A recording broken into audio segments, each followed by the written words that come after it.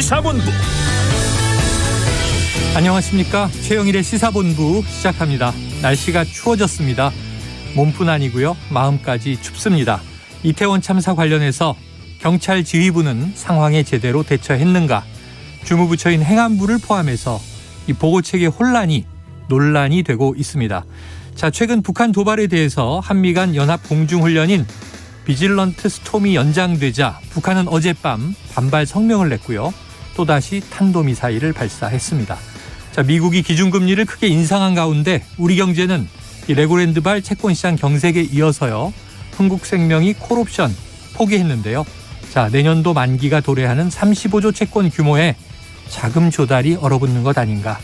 이 신용 하락 우려도 높아졌습니다. 대출금리도 8%대 위로 간다고 하죠. 자, 온기가 필요합니다. 참사의 수습과 추모, 그 이후 아픔을 보듬기 위해 우리가 마음을 모아야겠습니다. 행정도 따뜻했으면 좋겠습니다. 자, 북한은 과하게 뜨거워 보이는데요. 신냉전이라고 하죠. 콜드워, 차가운 군사적 위기 고조에 이 대화와 평화의 기류는 언제 나올까요?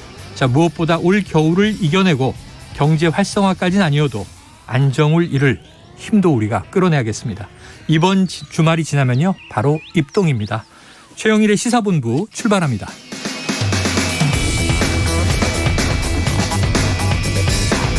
네, 1부에서는요, 오늘의 핵심 뉴스를 한입에 정리해드리는 한입뉴스 기다리고 있고요. 2부 한 주간 화제의 인터넷 뉴스를 다뤄보는 스트릿 뉴스 파이터 준비되어 있습니다. 이태원 참사 당일에 무슨 일이 있었던 것인지 새로운 사실들이 계속 나오고 있죠. 자, 박원석 전 의원과 장윤선 기자 모시고 보다 자세한 이야기를 심층 분석해보는 시간을 마련했습니다. 이어서 경제본부가 준비되어 있습니다. 최영일의 시사본부에 보내주실 의견이 있으시면요, 문자 샵 9730으로 자유롭게 보내주시기 바랍니다. 짧은 문자 50원, 긴 문자는 100원입니다.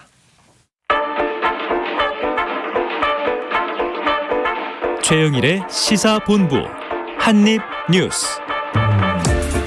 네, 오늘의 뉴스 한입에 정리해드립니다. 한입뉴스 박정호 오마이뉴스 기자, 헬마우스 임경민 작가 나와 계십니다. 어서 오세요. 안녕하십니까.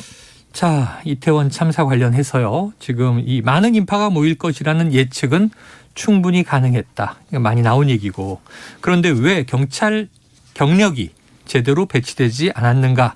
여기에 지금 관심이 모아지고 있습니다.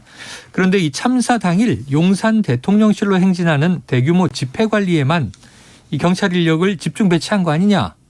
박 기자님, 이런 이야기가 나왔네요. 네, 그렇습니다. 이게 이제 10월 29일 이 경력 배치 관련된 경력 운영 계획 이 자료에 따르면, 네, 참사 당일 운영 가능한 기동대가 모두 81개 부대였습니다. 네. 한 개 기동대 또는 중대가 보통 60명으로 구성이 되니까요. 한 4,860명 정도의 경찰이 있었다라고 보시면 되겠는데, 네, 이 중에 이 81개 부대 가운데 14개 부대가 서울 광화문과 용산, 여의도, 서초 이 네 곳에서 거점 근무를 했습니다. 네. 그러니까 윤 대통령 사저와 집무실이 있는 서초와 용산에 각각 4개, 광화문과 여의도에 각각 3개 부대가 주야간 교대로 배치가 됐어요. 이걸 위해서 경기 남부경찰청과 인천경찰청에도 인력을 파견받은 걸로 나타나고 있습니다. 네. 그런데 이렇게 배치가 돼 있고 경비를 선 거는 우리가 이제 알 수가 있는데, 더 눈여겨봐야 될 부분이 야간조로 편성된 서울청 기동대 1개 부대가 광화문 집회 대응을 마치고 녹사평역과 삼각지역 인근에서 대기 근무를, 네네, 하고 있었습니다. 가까이 있었는데요. 그렇습니다. 그러니까 녹사평역에서 이태원역 1번 출구 가깝거든요. 예, 한정거장입니다. 그렇습니다. 직선거리 676m밖에 안 됩니다.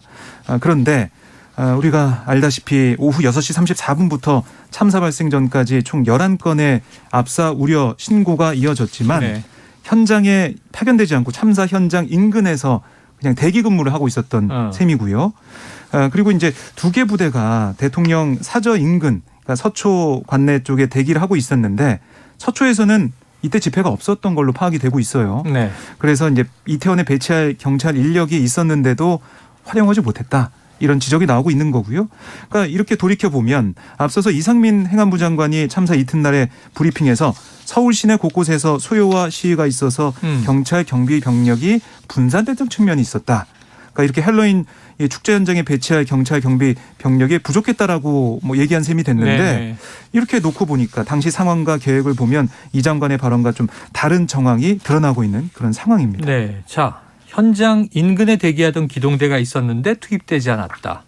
또 진실공방도 있어요. 네. 이 용산경찰서는 사전에 기동대를 요청했다고 하고 서울경찰청은 그런 적이 없다고 하고 네. 경찰 내 상하에서 공방도 갔는데 좀 어떻게 이걸 우리가 해석해야 됩니까? 그러니까 일단 서울경찰청하고 용산경찰서 사이에 지금 오가고 있는 공방은 네. 28일에 있었던 그 회의. 전날. 그렇습니다. 이틀 전입니다. 이틀 전. 사고가 일어나기 이틀 전에 있었던 간담회 내용을 정리를 해가지고 28일에 용산경찰서에서 작성한 보고서 내용을 네, 보니까 그때 이제 경찰도 오고 이제 상인회도 오고 구청에서도 오고 이태원 역장도 와서 총괄적으로 좀 간담회를 가졌습니다. 네. 그 자리에서 용산서 112 상황실이 기동대 2개 중대, 네. 2개 중대면 이제 120명 정도 되는데 예. 그 정도 경력을 좀 요청을 했다라고 네. 이제 보고서에 적시를 한 겁니다. 그러니까 이제 질서 유지에 필요할 것 같은 병력을 미리 좀 요청을 했다는 건데 네네. 반면에 이제 서울경찰청에서는 그게 이제 일반적으로 이야기하는 거지 용산서가 이제 교통기동대만 배치해달라고 공식 요청을 한 거지 네. 일반 기동대 배치를 요청한 건 아니다. 이렇게 지금 얘기를 하고 다른 있습니다. 것이다. 그러니까 뭐 이걸 좀 정리를 해드리자면 교통기동대는 기본적으로 이제 교통 관할이기 때문에 예. 차량 통제라든지 뭐 차선 관리라든지 뭐 도로에서 이제 차선으로 넘어오지 못하게 한다든지 이런 걸 주로 하는 부대로 알려져 있고 네. 기동대는 이제 집회나 시위 같이 그 인파가 많이 몰리는 경우에 인파를 통제하는 쪽에 좀 전문성이 있는 걸로 알려져 있습니다. 그래서 이제 서울청에서 이렇게 좀 갈라서 얘기하는 거는 그런 이유 때문에 원래 요청한 대로 교통기동대는 한 개 제대를 이제 갖다 보냈다라고 이야기하는 걸로 보이는데 근데 문제는 이제 그 경찰에서 일선에서 현장 근무하는 분들이 봤을 때는 네네. 교통기동대랑 일반 기동대를 단순 분리하는 게 그렇게 큰 의미가 있느냐라는 네네. 얘기가 일단 나옵니다. 왜냐하면 이태원의 그 할로윈 축제 같은 경우는 기존에도 사실 네. 교통기동대 혹은 기동대가 항상 배치가 되었었기 때문에 네. 그래서 이제 용산경찰서에서도 일상적으로 일반적으로 하던 대로 요청을 한 거고 새삼스러운 일이 아니다. 그렇습니다. 새삼스러운 일이 아니고 그렇게 되면은 예. 당연히 자연스럽게 배치가 되는 걸로 생각을 했기 때문에 보고서에 넣었다라는 얘기거든요. 그러면 서울경찰청에서는 그렇게 이제 기동대를 적극적으로 배치할 수 없을 어떤 사정이 있었던 것이고 네. 지금 우리가 이제 보도를 통해서 확인하는 걸로는 대부분 그 당시에 용산 대통령실을 보호하는 목적으로 기동대가 대부분 네. 집회 시위 통제에 동원이 됐다라는 게 사실상 확인이 되고 있는 상황이라서 그러면 그 당시 그날 29일 당일에 우리 경찰의 주요 관심사는 네네. 용산 대통령실을 중심으로 한 집회 시위를 막는 쪽에 초점이 가 있고 이태원에 10만 인파가 모이더라도 그거는 늘상 하던 축제 행사니까 직접적으로 통제할 필요까지는 없다라는 판단을 내린 거 아니냐. 이제 이런 생각을 할 수밖에 없는 그래요. 거죠. 저희 같은 일반 시민 입장에서는 교통기동대냐 일반 기동대냐 그 뭐 구분도 불가능하고 그냥 그 좁은 공간에 10만 인파가 모인다. 그 이상 모인다 그러면 차량도 통제해야 될 것이고 그렇습니다. 이태원 길은 늘 밀립니다. 그리고 거기 엄청난 사람이 나오면 또 골목과 인도도 통제해야 될 것이고 그러면 다 필요한 거 아니에요 사실은. 그리고 이제 경찰에서 얘기하는 거는 교통기동대가 처음에는 차량 통제 목적으로 투입이 됐더라도 네. 인파가 많이 몰리고 상황이 급박하게 돌아가면 네. 자연스럽게 인파 통제도 차량 문제가 아니고 가세를 하게 된다는 거죠. 경찰 업무라는 게 이렇게 딱 잘라서 되는 게 아니기 때문에. 급한 일에 먼저 그렇습니다. 그런 손을 얘기를 써야 하는 되는 것 것이죠. 같습니다. 알겠습니다. 자, 뭔가 이제 컨트롤 타워가 없다 이렇게 좀 혼란스러워 보이는 상황이에요. 자, 현장 지휘 책임이 있는 용산경찰서장의 당일 동선 보고가 의혹투성이다. 박 기자님 이건 어떤 얘기입니까? 네, 우선 저희가 이제 알고 있는 그런 동선 이거는 네. 그 29일 그 참사 당일에 오후 10시 20분에 이전 서장이 이임재 전 용산경찰서장이 도착을 했다. 그러니까 이제 직위 해제돼서 전 서장인 그렇습니다. 거죠. 참사 발생하고 5분 뒤에 도착했다라고 이제 알려졌었는데 하지만 이 보고서와 달리 실제 동선이 다르다는 의혹이 네. 제기가 되고 있어요. 그래서 이 비상 상황을 오후 9시 50분쯤에 인지를 하고 이태원으로 향했지만 차량 정체 때문에 도착이 늦었다. 그래서 결국 이태원 파출소에 도착한 시각이 오후 10시 35분이다. 네. 이런 얘기도 흘러나오고 있고 또 일부 보도에서는 이전 서장이 더 늦게 이태원에 도착했다. 이런 의혹도 제기가 되고 있습니다. 네. 그러니까 이전 서장이 사실 여기에 이 현장에 오기 전에 어디 있었냐면 삼각 지역에 있었어요. 거기가 대통령실이 있는 곳이죠. 그렇습니다. 여기서 이 촛불 집회 이게 좀 진행이 돼서 네. 행진까지 되고 있는 상황이었기 때문에 그 시위를 통제했다라는 것은 뭐 알려져 있고 네네. 거기서 9시 20분에 집회가 마무리된 다음에 상황이 마무리되고 나서야 이 전 서장이 현장을 빠져나왔는데 거기서 이제 오다 보니까 차가 막혀서 늦게 왔다라는 네. 얘기도 이제 네. 나오고 있는 거고 아니다. 근처 집회 시위 현장에 있다가 저녁 식사를 마친 뒤 이태원 파출소로 출발했기 때문에 또 차가 많이 막히는 상황이었기 때문에 오후 11시 10분쯤에 이태원에 도착했다. 네. 이런 증언도 나오고 있어요.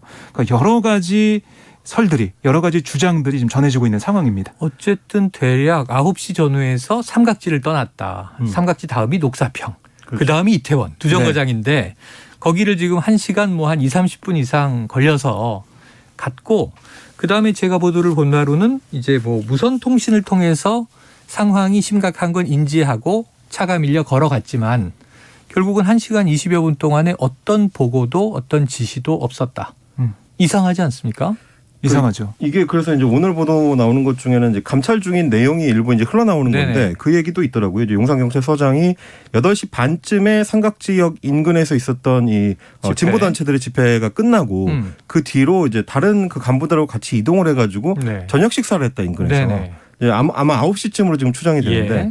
그러고 있다가 이제 좀 급박하게 돌아가는 무선 보고를 듣고 이제 이동을 하게 된 걸로 보입니다. 네. 근데 저희가 지금 왜 이렇게 시간을 따지느냐면 네. 보고가 이루어지고 안 이루어지고가 왜 이렇게 중요하게 판단이 되느냐라고 하면은 6시 34분부터 이미 본격적으로 그렇죠. 심상치 않은 정황들이 돌아가고 있었고 네. 112에는 연속으로 이제 위험한 신호를 보여주는 신고들이 접수되고 있었는데 만약에 경찰 지휘부가 이 사안을 미리 인지를 하고 판단을 내려서 부대의 배치를 바꿨더라면 네. 지금 저희가 계속 얘기하고 있는 근처에. 기동대에 이제 대기하고 있었던 기동 부대들을 네. 빨리 이동시켜서 조치를 취할 수 있도록 했더라면 사전에 막을 수 있었던 사고잖아요. 근데 지금 드러나고 있는 걸로는 이걸 총괄해야 될 경찰청장은 자정이 넘어서야 보고를 받고 가장 늦게 보고를 받았죠. 그렇습니다. 관계 기간 중에 가장 늦게 언론에 심지어 거의 보도되는 상황에서 보고를 받았더라고요. 그렇습니다. 대통령보다도 1시간 넘게 늦게 보고를 받았고 행정안전부 장관도 마찬가지입니다. 행정안전부 장관도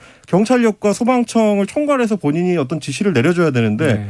보고를 늦게 받았어요. 대통령보다 한 대통령실보다도. 20분 늦게 받았고. 그렇습니다. 이렇게 되면 뭐냐면 저희가 지금 지속적으로 얘기하는 경력이 있었다. 남아있는 병력들이 있었고 대기 중인 병력들이 있었기 때문에 사전에 미리 빨리 보고가 됐더라면 판단을 빨리 내려서 병력을 이동시켜가지고 상황을 정리할 수 있었을 텐데 그 작동 체계가 움직이지 않았다는 네네. 거를 지금 지적을 하고 있는 거거든요. 그러니까 상황을 판단하고 의사결정해서 지시해야 하는 그렇습니다. 이게 우리가 얘기하는 뭐 지휘부 또는 컨트롤 타워인 것이죠. 그러니까 이게 그리고 이제 이 전 소장이 김광호 서울경찰청장한테 이제 보고한 시간도 네. 오후 11시 34분에 처음으로 전화로 네네. 보고를 했고 그다음에 이제 통화가 된 건 그로부터 2분 뒤 네. 이 통화가 돼서 이제 첫 전화를 상황이 했는데 통화가 안 됐다는 그렇습니다. 거죠. 안 콜백을 되고 받았다는 거죠. 2분 뒤에 콜백을 받은 건데 이것도 현장에 만약에 10시 20분에 갔다고 하면 1시간 한 14분 뒤에 네네. 전화를 한 거잖아요. 네. 이것도 이 경찰의 설명을 맨 처음에 설명을 믿는다고 하더라도 예. 이해가 안 되는 부분이 있어서 경찰청도 이 부분을 좀 집중적으로 들여다보고 있다라는 네. 얘기를 하고 있습니다. 자, 서울경찰청 또 112 상황실에 그 상황관리관도 1시간 반 사건 시간 동안 부재했다. 네. 그래서 역시 직위 해제 지금 두 사람이 수사 의뢰가 된 상황이에요. 자, 이 경찰청 특별수사본부가 이태원 참사 원인과 책임 소재 규명에 나섰는데 첫 강제 수사에 나서면서 지금 서울청장실과 용산서장실은 압수수색 대상에서 애초에 제외했었다. 이건 무슨 얘기입니까? 예, 그러니까 특수본이 지난 2일 서울경찰청과 용산경찰서, 용산구청 등 모두 8곳에 대한 압수수색을 진행을 했습니다. 네. 뭐 이태원역에 대한 압수수색도 있었죠, 어제. 근데 서울청은 112 상황실, 용산서는 또 112 상황실과 경비과 정보과 사무실이 압수수색 대상 장소로 영장에 기재가 됐어요. 네. 혐의는 업무상 과실치사가 적용이 됐고요. 그런데 경찰 초기 대응과 이제 보고 지휘 체계 문제 규명을 위한 핵심 인물로 지금 서울청장과 전 용산서장의 여러 가지 행적에 대한 미심쩍은 부분이 있지 네네. 않습니까? 그런데 이 집무실은 영장 신청 단계부터 압수수색 대상에서 빠졌습니다. 네. 그러니까 이게 왜 더 눈길을 끄냐면 용산구청의 경우에는 구청장실하고 부구청장실이 압수수색이 됐어요. 네. 이것과 비교가 되지 않습니까? 왜 경찰 수뇌부는 이렇게 압수수색을 하지 않았지? 네. 라는 얘기를 할 수밖에 없는 거고요. 어허. 그래서 이 용산서와 서울청 아까 저희가 전해드린 것처럼 진실게임 양상까지도 보이고 있는 건데 그럴 거면 더더욱 청장실과 서장실의 자료 확보가 필요할 수밖에 그렇죠. 없는데 왜 이렇게 됐냐. 특수본의 얘기는 뭐냐면 경찰청 차원의 특별 감찰이 진행되고 있어서 해당 장소 압수수색은 하지 않았다. 그러면은 이게 감찰하고 있으니까 안 한다 이렇게 치면은 감찰이 끝날 때까지 아무것도 못하게 되는 게 아니냐 이런 지적이 바로 나올 수밖에 없거든요. 수사보다 내부 감찰이 우선인가요? 그러니까요. 이게 뭐가 중요한 건지 지금 갑자기 제가 좀 얘기를 들으면서 헷갈리네요. 네, 그러니까 이 초기 증거 확보가 중요한 상황에서 네. 감찰 이후로 아예 강제 수사 대상에서 제외하는 거 이것도 내부 감찰이거든요. 그럼 어떤 이 기관에 수사 대상으로 압수수색이 들어왔다. 네, 저희가 감찰 중입니다. 그러면은 압수수색을 안 받겠네요. 그러니까요. 그러니까 그런 이 어떻게 보면 모순적인 상황이 나오고 있기 때문에 더 그래서 지적을 받는 게 경찰청 내에 꾸려진 이 특별 감찰팀 같은 경우는. 네. 경찰청장 희야 감사 담당관이 팀장을 맡고 있거든요. 결국 내부에서 다 하고 있는 상황인데 수사도 네네. 사실 경찰에서 하고 있는 거고 그렇죠. 그리고 이 감찰도 경찰청 내에 있는 네. 이 담당관이 하고 있기 때문에 감찰도 그렇고 수사도 그렇고 제 식구 감싸기 우려가 나올 수밖에 없습니다. 이런 게 이제 불신을 초래하는 대목이죠. 경찰이 경찰을 수사하고 경찰이 경찰을 감찰하고 있다. 이렇게 되면 이제 어제 정진석 국민의힘 비대위원장이 강조했던 것처럼 결국 검찰이 경찰을 수사할 수 있도록 해줘야 되지 않겠느냐라는 얘기가 이제 목소리가 힘을 받을 수밖에 없게 되는 건데 그 부분에 대해서는 아마 경찰에서도 좀 더 확실한 어떤 신호를 보여주지 않으면 여론의 움직임이 심상치 않을 수 있다는 걸 미리 좀 말씀을 드리고요. 또 하나 지금 주로 이제 초점이 감찰이나 수사 대상이 이제 경찰에만 초점을 맞춰져 있는데 저희가 오늘 이제 방송을 통해서도 지적드리는 게 이게 이제 체계 자체가 무너졌다. 재난 안전 시스템 자체가 제대로 작동을 하지 않았다는 게 핵심적인 문제지 않습니까? 그런데 이 재난 안전 시스템을 굴리는 이 운영하는 핵심 주체는 행정안전부, 즉 재난안전대책본부고요. 그 본부장이 행정안전부 장관 이상민 장관이어야 됩니다. 근데 지금 그 부분에 대해서는 뭐 언론의 초점이나 혹은 이제 수사의 초점이 별로 안 움직이고 있는 것 같아서 좀 지적을 해야 될 포인트가 하나 있는데 예를 들면 중대본 브리핑을 들어보니까 육상에서 일어나는 사고에 대해서는 112 신고가 행안부 상황실로 들어가는데 119 신고는 행안부 상황실로 들어가는데 112 신고는 안 들어간다는 거예요. 그러면 지금 우리가 지금 확인했던 것처럼 112로 신고가 들어가서 급박하게 상황이 돌아가고 있는 것들이 행안부의 상황실에까지는 전달이 안 된다는 얘기이지 않습니까? 그럼 행정안전부 장관이 경찰력을 지휘해가지고 이 상황에 대처하도록 명령을 내리려면 정보 보고가 제때제때 바로바로 들어가야 되는데 112에서 아무리 급박한 상황이 돌아가더라도 행안부에서는 이 상황을 모를 수 있다. 이런 얘기가 되는 겁니다. 그러니까 실제로 이번에도 행안부 장관이 이 상황이 돌아가고 있는 걸 1시간 넘게 뒤에야 알림 문자로 알았고 알림 문자로 안다는 게 국민들이 이해가 안 가는 거거든요. 그러니까 기억하시겠습니다마는 경찰국을 신설하는 논란이 있을 때 이상민 장관이 직접 프리젠테이션까지 하면서 경찰부터 대통령까지 이어지는 이 체계 자체를 바로잡겠다 이렇게 다시 만들겠다라고 통합하겠다 그렇습니다. 얘기를 하면서 경찰력을 행안부 장관이 통솔한다는 걸 강조했었는데 지금 드러난 거를 보면 그게 작동을 안 했다라는 거라서 이 부분에 대한 지적도 필요할 것 같습니다. 지금 오늘 관련 뉴스가 굉장히 많습니다. 예를 들면 이제 세월호 참사 이후에 그런 이제 통신망 간의 이격 문제를 해소하기 위해서 1조 5천억 원대를 들여서 이 통합 재난 안전망을 구축했는데 작동하지 않았다. 이런 이제 보도도 지금 나오고 있고요. 그럼 말씀하신 대로 지금 뭐 시간이 좀 바빠서 그 뉴스를 자세히 못 전했습니다만 박희영 용산구청장 이 지자체도 또 책임이 없다 할 수 없죠. 그런데 이제 당일 행적이 여러 가지로 좀 이상해요. 그리고 이제 또 이상민 행안부 장관은 무엇을 했는가 이런 문제. 자, 오늘 11시에도 중대본 브리핑이 있었는데 어떤 얘기 나왔습니까? 그렇습니다. 그러니까 말씀하신 것처럼 1조 5천억 들여서 지난해 구축 완료했던 이 지자체와 소방과 경찰 간의 재난통신망 이게 작동을 안 했다는 지적 그리고 행안부도 여기에 대해서는 인정을 했습니다. 이게 이제 재난안전통신망 같은 경우는 버튼만 누르면 유관기관 간 통화를 할 수 있는 체계를 갖추고 있는 거예요. 그러니까 세월호 참사 계기로 필요성이 부각해서 이렇게 많은 돈을 들여서 우리 세금이죠. 구축이 됐는데 이번에는 그게 작동이 안 됐다는 겁니다. 제일 이제 필요한 상황에서 그 부분 지적 인정이 있었고 그리고 이제 또 하나는 아까 임경민 작가가 언급한 것처럼 이태원 참사가 이게 이제 육상 사고로 분류가 돼가지고 경찰 112 신고가 행안부 중앙재난안전상황실로 접수되지 않은 부분 여기서 이제 오늘 중대본 회의 이후의 브리핑에서는 이게 재난 뭐 관리법이나 이런 규정에 의해서 안 되게 돼 있다. 그런 거예요. 그러면 왜 육상 사고만 안 되고 그러면 해상은 되고 해상은 112신 왜 받는 거냐 그랬더니 해상에서의 사고는 성격상 재난이 될 우려가 있어서 해경의 정보가 111 거쳐서 행안부 이 중앙재난 상황실로 들어오는 거다. 이렇게 얘기를 한 거예요. 그러니까 112지만 이게 재난이냐 아니냐 그럴 가능성을 판단해서 그렇게 시스템이 구축이 돼 있었다는 겁니다. 네네. 그러니까 이게 시스템 미비한 점이 이번에 다시 한번 드러난 거죠. 그렇죠. 그래서 아까 설명을 들어보니까 뭐 살인이라든지 뭐 강도라든지 이런 육상 사고들에서 이제 경찰이 담당하는 거는 주로 이제 개별적 사건이기 때문에 뭐 참사로 이어질 수 있는 재난 상황은 잘 없어서 빠져 있는 것 같다라고 설명을 하더라고요. 일단 이번 사안에 대해서만 보더라도 그게 납득이 가는 분들은 별로 없을 것 같고 또 한 가지는 아까 이제 시스템이 1조 5천억 원 정도를 들여서 이제 구축을 했는데 왜 작동을 안 했냐라고 질문을 했더니 중대본에서 이제 경찰청 차장인 분이 이제 설명을 하는 게 시스템은 작동을 했다. 그런데 평소에 그거를 참조를 안 하는 훈련이 충분히 안 돼 있어서 참조를 안 했을 뿐이다라고 말씀을 하더라고요.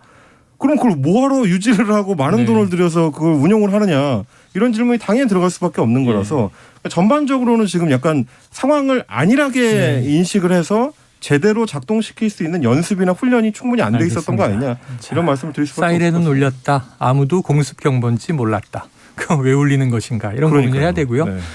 저는 재난은 육상이 훨씬 더 많지 않나요? 건물이 붕괴되고 버스를 덮치고 그다음에 화재가 일어나고 항상 이제 참사라고 부르는 재해는 해상에서도 왕왕 일어나지만 육상에서 해마다 벌어지는 걸 보는데 그걸 왜 범죄하고 구분하는 시스템은 없었을까? 자, 여기서 점심시간 교통 상황 알아보고 이어가도록 하겠습니다. 교통정보센터의 유하영 리포터 나와주세요. 네, 이 시각 교통정보입니다. 먼저 고속도로 돌발 구간 전해드립니다. 통영 대전고속도로 통영 방향 무주 부근 2차로와 갓길에서 화재 사고 났습니다. 아직 사고 처리가 안 되고 있고요. 검은 연기가 짙습니다. 2차 사고 나지 않도록 조심해서 지나셔야겠고요. 낮 시간인 만큼 고속도로 정체가 길진 않지만 일부 구간으로 속도를 줄입니다. 경부고속도로 부산 방향 한남에서 서초까지 막히고요. 신갈 분기점 과 기흥을 시작으로 짧게 속도를 줄입니다. 이후로 충청권에서는 천안 일대 지나기가 어렵습니다. 제2경인고속도로 성남 방향 하객 분기점에서 서창 분기점까지 7km 정체입니다. KBS 교통정보센터였습니다.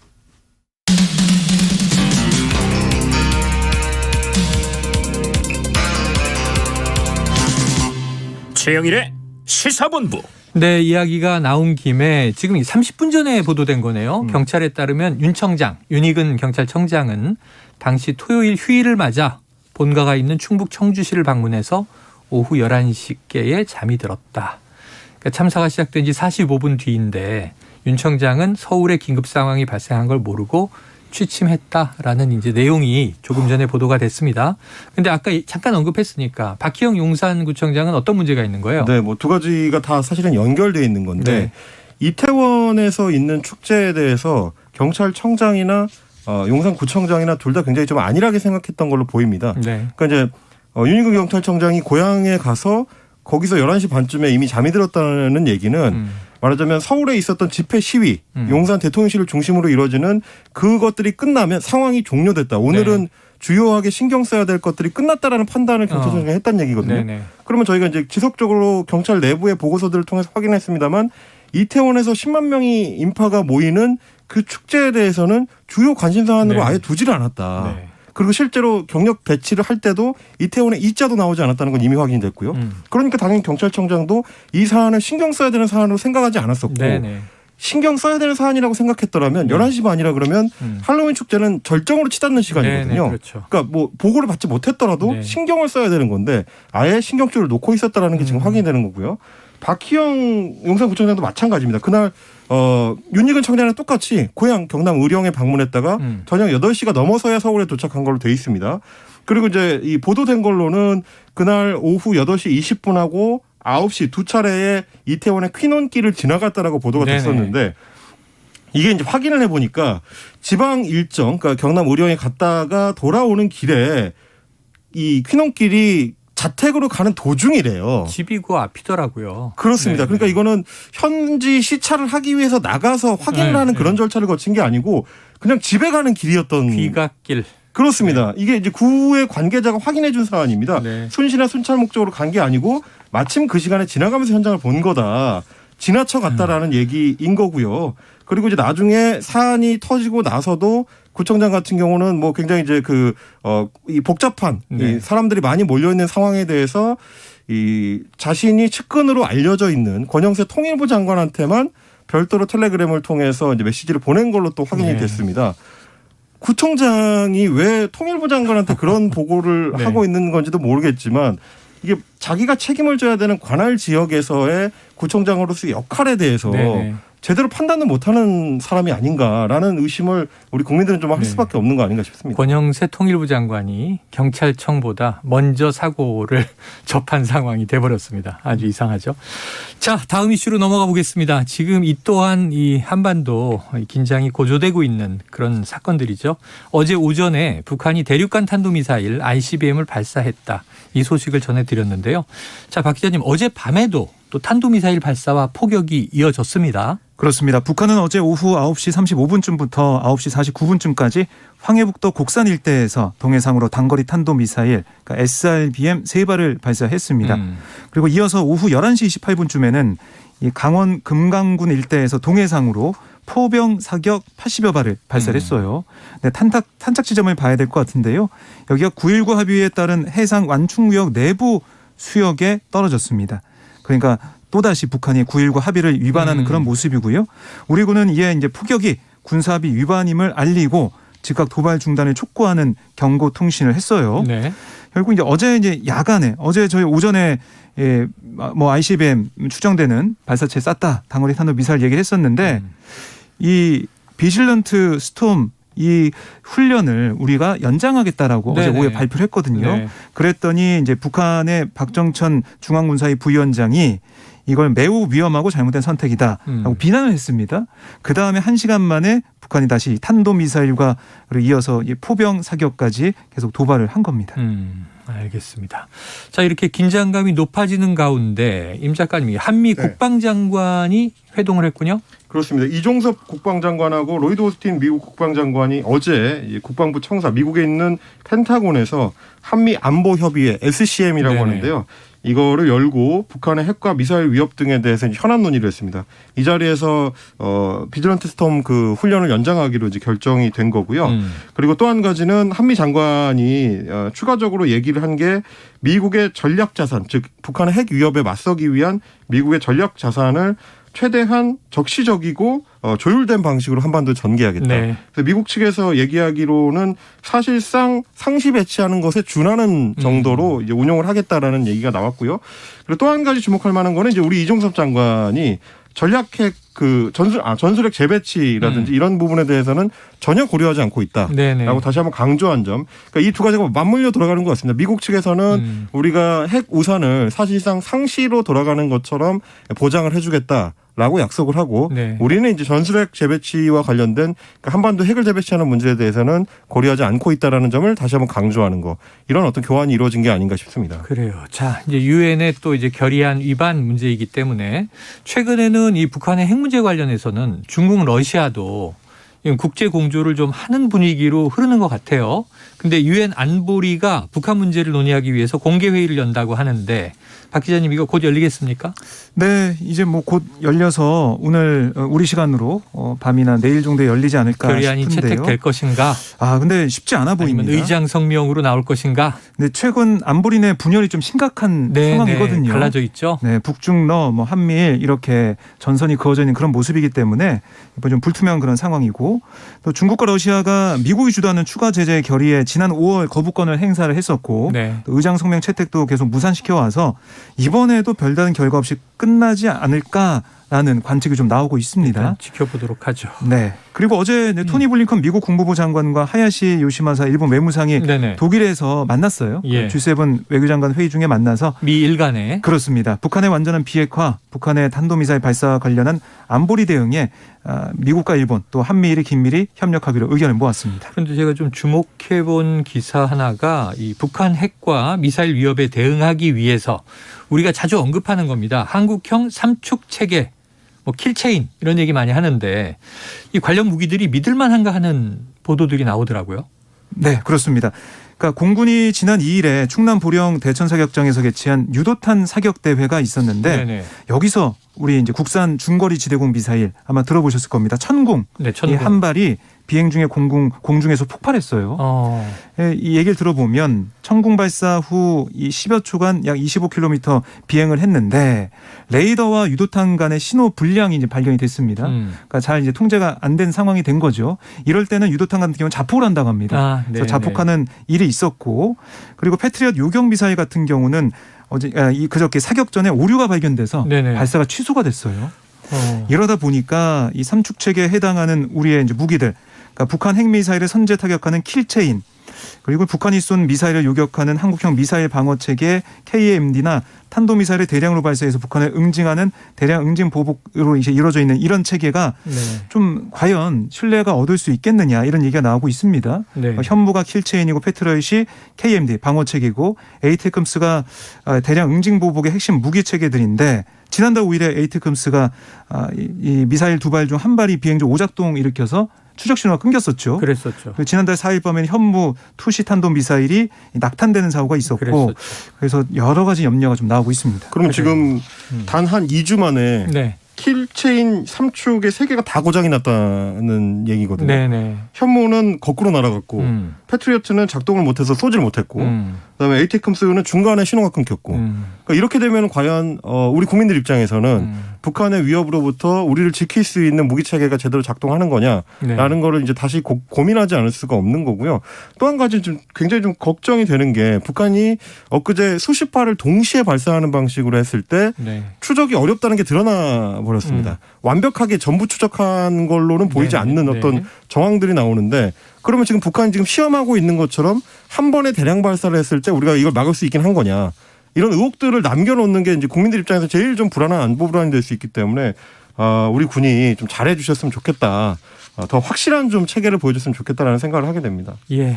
자, 끝으로 뒤에 흥국생명발 채권 시장이 흔들리고 있다. 이 소식도 있는데 저희가 오늘 마지막이 경제본부이기 때문에 최근 우리나라의 경제 상황을 좀 묶어서 심층 진단해 보도록 하겠습니다. 자, 한입뉴스는 여기서 정리하죠. 지금까지 박정호 오마이뉴스 기자, 헬마우스 임경민 작가 수고하셨습니다. 고맙습니다. 네, 청취자 1618님이 신청하신 노래가 있습니다. 루시드 폴이 부르는 걸어가자. 노래 듣고 저는 2부로 돌아오겠습니다.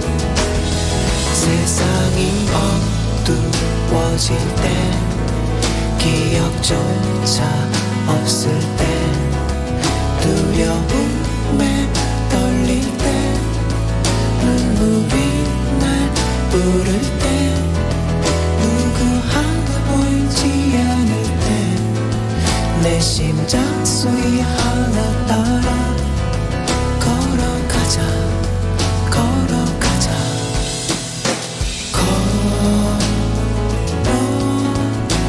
걸어가자 저 약속한 나를 데리고 가자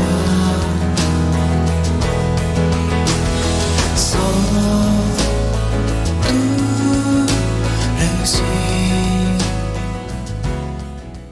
말고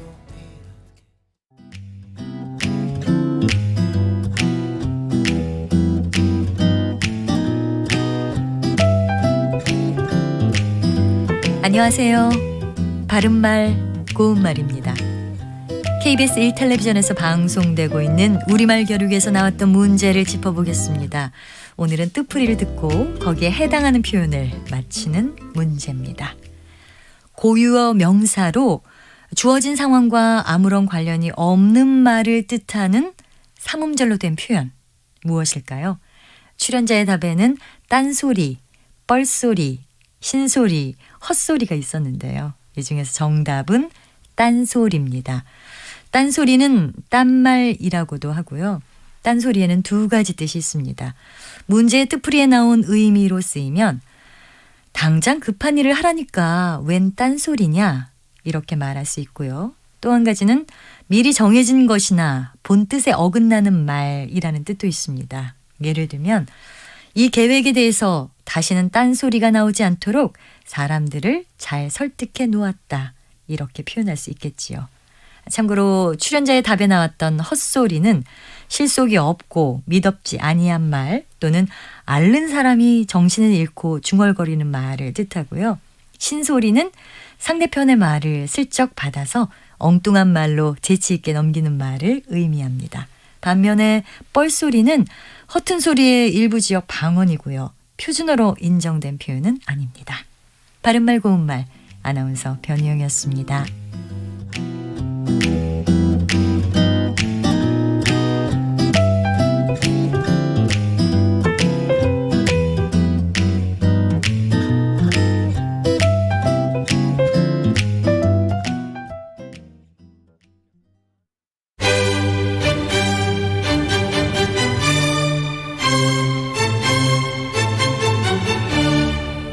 여유로운 저녁 시간, 고품격 시사토론과 함께하세요.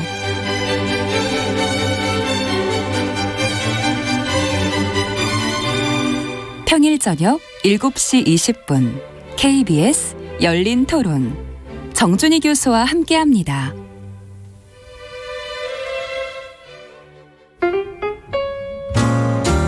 천고마비의 계절, 시사평론가 김성환과 함께 여러분의 지식도 살찌우세요.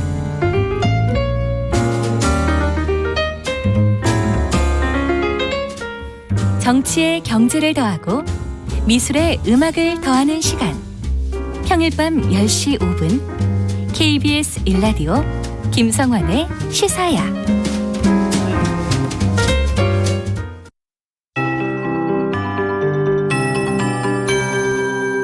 KBS 58분 날씨. 다음 주 월요일이 입동입니다. 머지않아 겨울이라 서서히 겨울 채비를 해야 할 시기라는 걸 실감케 하는 요즘입니다. 북서쪽에서 찬 공기가 유입되면서 오늘 올가을 들어 가장 낮은 기온인 1.6도의 최저 기온을 기록했습니다. 서울 포함해서 곳곳에서 영하권으로 추운 아침을 보냈는데요. 찬바람이 강해 체감온도는 이보다 훨씬 더 낮았습니다. 지금 낮임에도 기온이 내리막인데다가 강풍이 더해져 쌀쌀합니다. 오늘 낮 기온 서울 10도, 대전, 전주 12도에 머물겠고요. 전국적으로 9도에서 16도로 예년 기온을 밑돌겠습니다. 오늘 서해안과 남해안, 제주에는 바람이 매우 강하게 부니까 시설물 관리도 잘 해주셔야겠습니다. 서해와 동해 중부 먼바다는 오늘까지 물결이 높겠지만 대부분 해상 오늘까지 1.5에서 4m로 매우 높게 일겠습니다. 해상에서도 안전사고에 유의하셔야겠습니다. 오늘 전국이 대체로 맑겠습니다. 호남과 서해안, 제주에는 가끔 구름이 많이 끼겠고 울릉도 독도로만 5에서 20mm의 비가 내리겠습니다. 내일 아침 서울의 기온 1도 등 곳곳에서 영하권의 아침 최저 기온을 기록할 걸로 보입니다. 서리와 얼음에 대해서도 주의하셔야겠습니다. 지금 서울의 기온은 6.9도, 습도는 51%입니다. 강혜종입니다.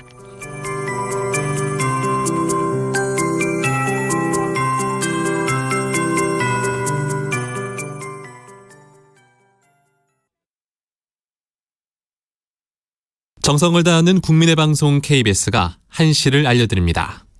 AM 711kHz, FM 97.3MHz, KBS 1라디오입니다. HLKA.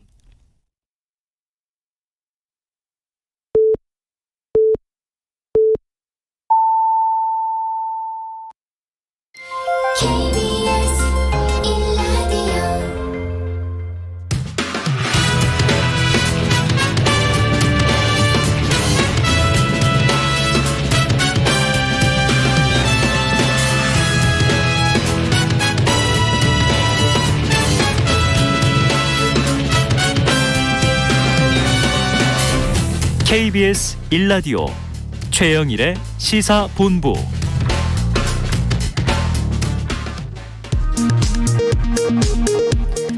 이 시각 라디오 정보센터 뉴스입니다. 국회 국방위원회는 이달은 북한의 탄도미사일 도발을 강력히 규탄하고 7차 핵실험 준비를 즉각 중단하라고 촉구했습니다. 국방위는 오늘 오전 전체 회의를 열고 이런 내용을 담은 북한 탄도미사일 도발 규탄 및 중단 촉구 결의안을 의결했습니다. 정부가 지난해 구축한 지자체, 소방당국, 경찰관, 재난안전통신망이 이태원 참사 당시에는 제대로 작동하지 않은 것으로 드러났습니다. 한편 이태원 참사 원인을 규명하고 있는 경찰청 특별수사본부는 경찰과 당시 참사 목격자 등 85명을 참고인 조사했다고 밝혔습니다. 더불어민주당은 이태원 압사 참사 진상규명과 책임자 처벌을 위한 국정조사 요구서를 다음 주 초 국회에 제출하겠다고 밝혔습니다. 국민의힘은 경찰 수사에 오히려 방해가 될 수 있다며 추후 고려해보겠다는 입장입니다. 경북 봉화군 아연 채굴광산 매몰사고 열흘째의 논을 구조당국은 고립광부 2명의 생존 반응 여부 확인 작업과 구조 진입로 확보 작업을 동시에 진행하고 있습니다. 구조당국은 아직 고립된 작업자들의 생존 신호가 들리지 않았다고 밝혔습니다. 지금까지 라디오 정보센터 뉴스 정한나였습니다.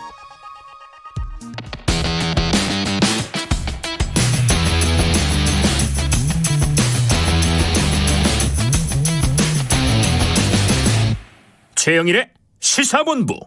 네, 한 주간 시사본부가 미처 다루지 못한 뉴스들이 있습니다. 이 12구 이태원 참사 관련 소식을 모아봤습니다. 스트릿 뉴스 파이터, 이 스픽스의 박영식 에디터와 함께하겠습니다. 어서 오세요. 네, 반갑습니다. 자, 이 참사가 발생한 지 일주일 다 돼가는데요. 네. 다시 주말이 왔고요. 가슴 아픈 사연들이 너무 많았지만 마음을 좀 따뜻하게 하는 소식들도 없진 않았어요. 네. 이 첫 번째로 만나볼 사연, 무료로 커피를 제공하시는 사장님 이야기. 어떤 이야기인가요? 네, 이태원의 참사 현장에서 불과 멀지 않은 거리에 있는 빵집 사장님의 이야기인데요. 네. 참사 관련 업무에 나서고 있는 공무원들에게 이 시기에 무료로 음료를 제공하고 계시다고 합니다. 네네. 국가 애도 기간 동안 휴점을 하긴 하는데요. 네. 현장 수습에 애쓰고 있는 공무원들에게만 특별히 문을 열어서 무료로 커피와 음료를 제공하고 있다고 하는데 네. 이유가 궁금하실 거예요. 예. 당시에 이제 참사 현장의 경찰관 분들이나 소방관 분들이 시민을 구하고 살리는 데 정말 최선을 다하시긴 하셨습니다만 무척이나 힘겨워 보였기도 하고 최근 기간 동안 참 질책을 많이 받는 경우도 네. 있었잖아요. 네. 그런 것들이 좀 안타까웠다. 그리고 더불어 앞으로서 이태원 인근에서 장사하시는 분으로서 큰 책임감을 느낀다면서 어떤 각자의 분야에서 할 수 있는 일이 있을까 이렇게 고민하다가 조용히 지원해드리는 것밖에는 생각나는 게 없었다면서 이렇게 밝혔습니다. 이게 애도 기간까지 계속 하신다고 하고요. 그래서 네. 내일까지 계속 커피와 음료를 무료로 제공하실 계획이라고 하고요. 추모의 의미로 이 빵집과 함께 휴무에 동참하는 가게가 무려 네. 이태원 인근에는 100여 곳이 넘는다고 합니다. 애도 기간 동안 휴점을 하는 가게들. 네. 자, 다음 사연도 역시 또 마음이 따뜻해지는 이야기더라고요. 네. 자, 어떤 내용인지 소개해 주시죠. 예, 이태원역에서 만난 꽃집 사장이라는 제목을 언론들이 많이 붙이고 있습니다. 네. 그런데 이태원 근처에서 꽃집을 하시는 분은 아니고요. 논현동에서 꽃집을 하시는 35세 사장님입니다. 이태원역 1번 출구에 추모 공간이 있는데 거기에서 국화꽃을 나눠줘서 화제가 됐는데 일단 사연은 이렇습니다. 참사 발생 이후에 울먹이면서 추모꽃을 찾는 분들이 전화로 꽃집으로 걸려왔다고 하는데 사장님이 모두가 이제 마음이 아플 시기에 이 꽃을 돈을 받고 팔 수는 없을 것 같아서 300송이의 국화를 준비 중이셨다고 해요. 네네. 근데 그 준비 과정에서 바로 그 즈음에 동갑내기 친구분이 이번 참사로 사망했다는 소식을 네. 또한 접했다고 합니다. 위로와 또 힘을 조금이나마 보태고 싶었다고 이 사장님이 심정을 밝히셨는데요. 네. 더 마음이 따뜻해지는 것은 그 1번 출구 그 추모 공간 앞에는 이 사장님 옆에서 네. 국화꽃을 한 송이씩 포장하던 두 분의 여성이 계셨거든요. 네네. 사장님하고 일면식이 없는 사이인데도 불구하고 처음 본 사람들. 네네네. 꽃을 나눠주는 봉사에 적극적으로 참여하고자 했다고 하는데 네. 이후에는 그 1번 충구 그 추모 공간이 워낙에 많은 분들이 찾아오셔서 추모도 하시고 뭐 어떤 분은 이제 분양도 하시고 네. 조문의 의미에서 이제 먹을 것 같은 것도 좀 올려놓고 하시다 보니까 정리가 잘 안 돼가지고요. 네네. 그 추모 공간을 정리를 함께 또 하셨다고 하더라고요. 이렇게 시민들이 각자만의 방식으로 희생자들을 추모하는 것을 보면서 마음이 다들 힘든 시기에 잠시나마 따뜻한 위로를 받았다는 네. 네티즌들의 반응이 참 많았습니다. 하지만 먹먹합니다. 네. 30대 중반의 꽃집 사장님인데 또래 친구가 사망자로 돌아온 거예요.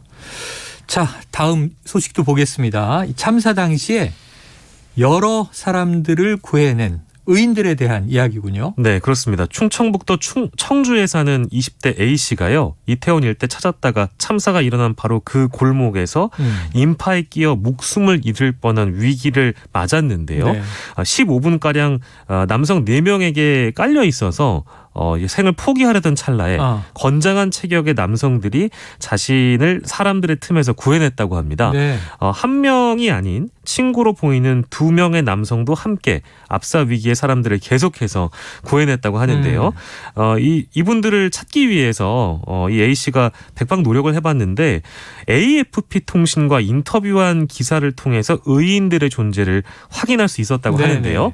경기도 동두천시 캠프 K시에 근무하는 자밀 테일러, 제롬 오거스타, 데인 비타스 등 3명의 주한 미군 분들이었다고 합니다. 군인이었군요. 네, 이 3명의 군인도 당시 압사 위기에 놓여 있었다고는 하는데 발빠르게 골목역 난간으로 피신한 후에 사람들을 구조한 것으로 알려지고 있고요.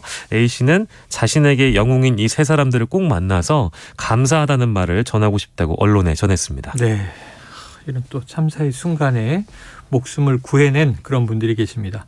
정말 감사한 분들이고요.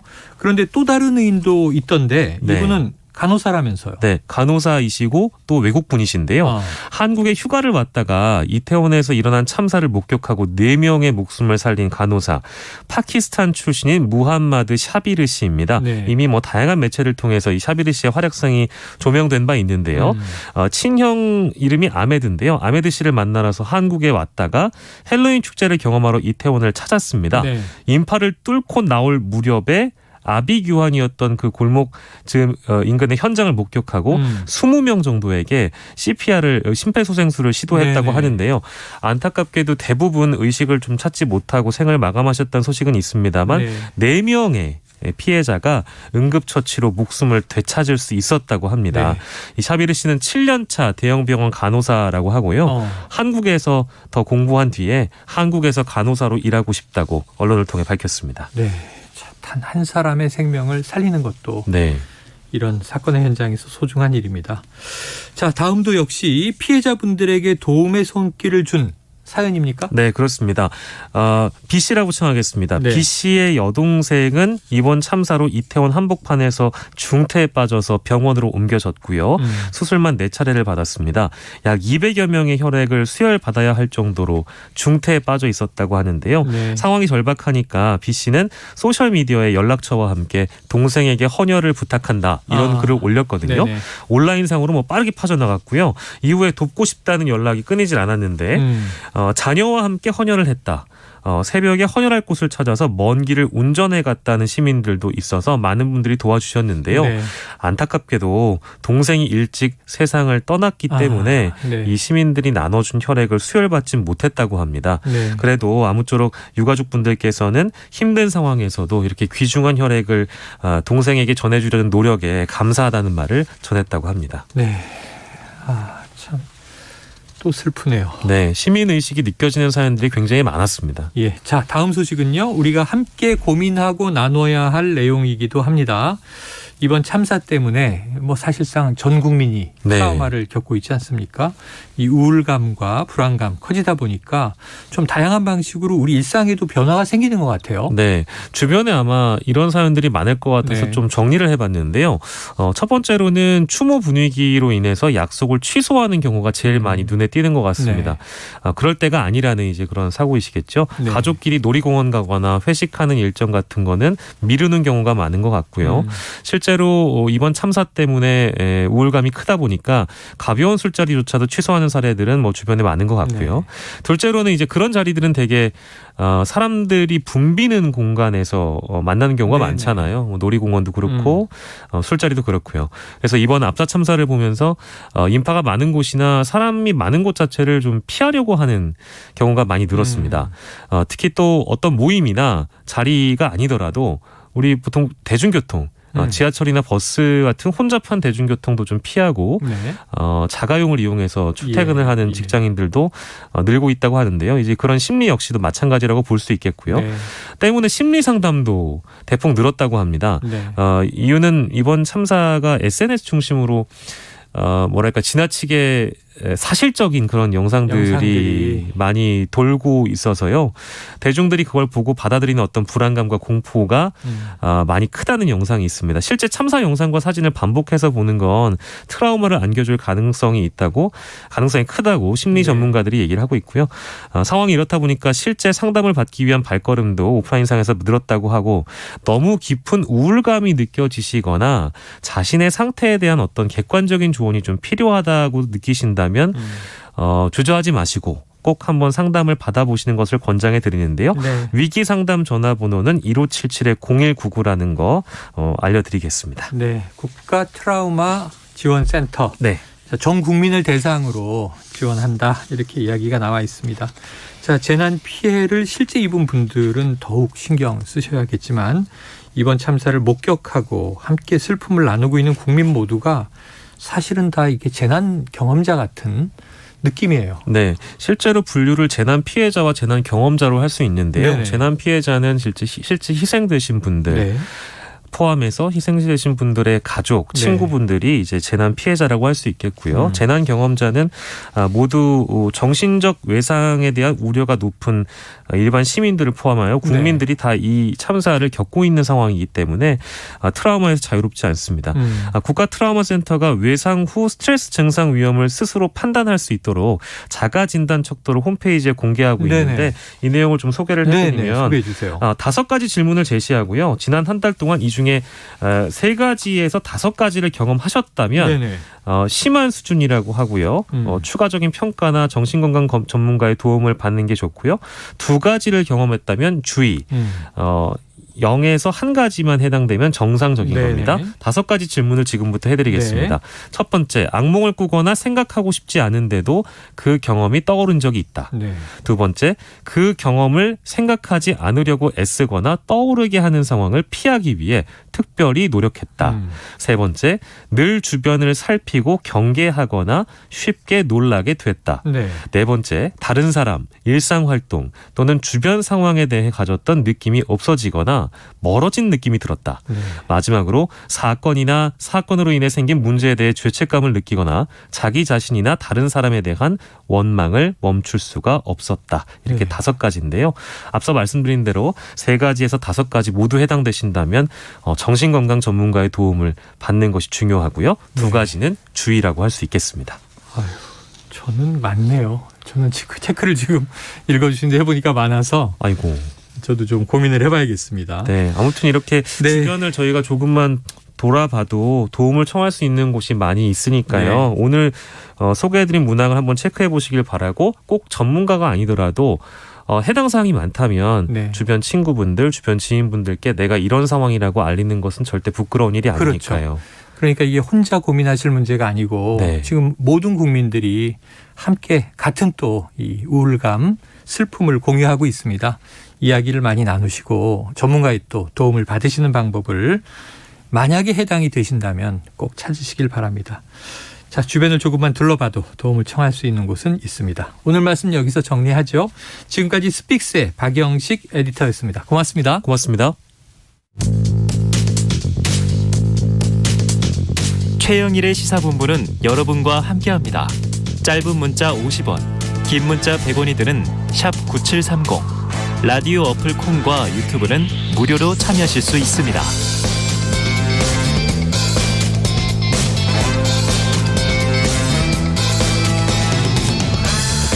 네, 금요일입니다. 이번 한 주는 이태원 참사로 인해 모든 국민의 마음이 참 무거운 한 주였죠.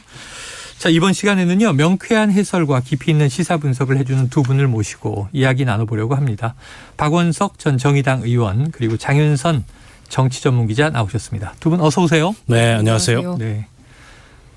다들 뭐 표정이 이번 주는 어둡습니다.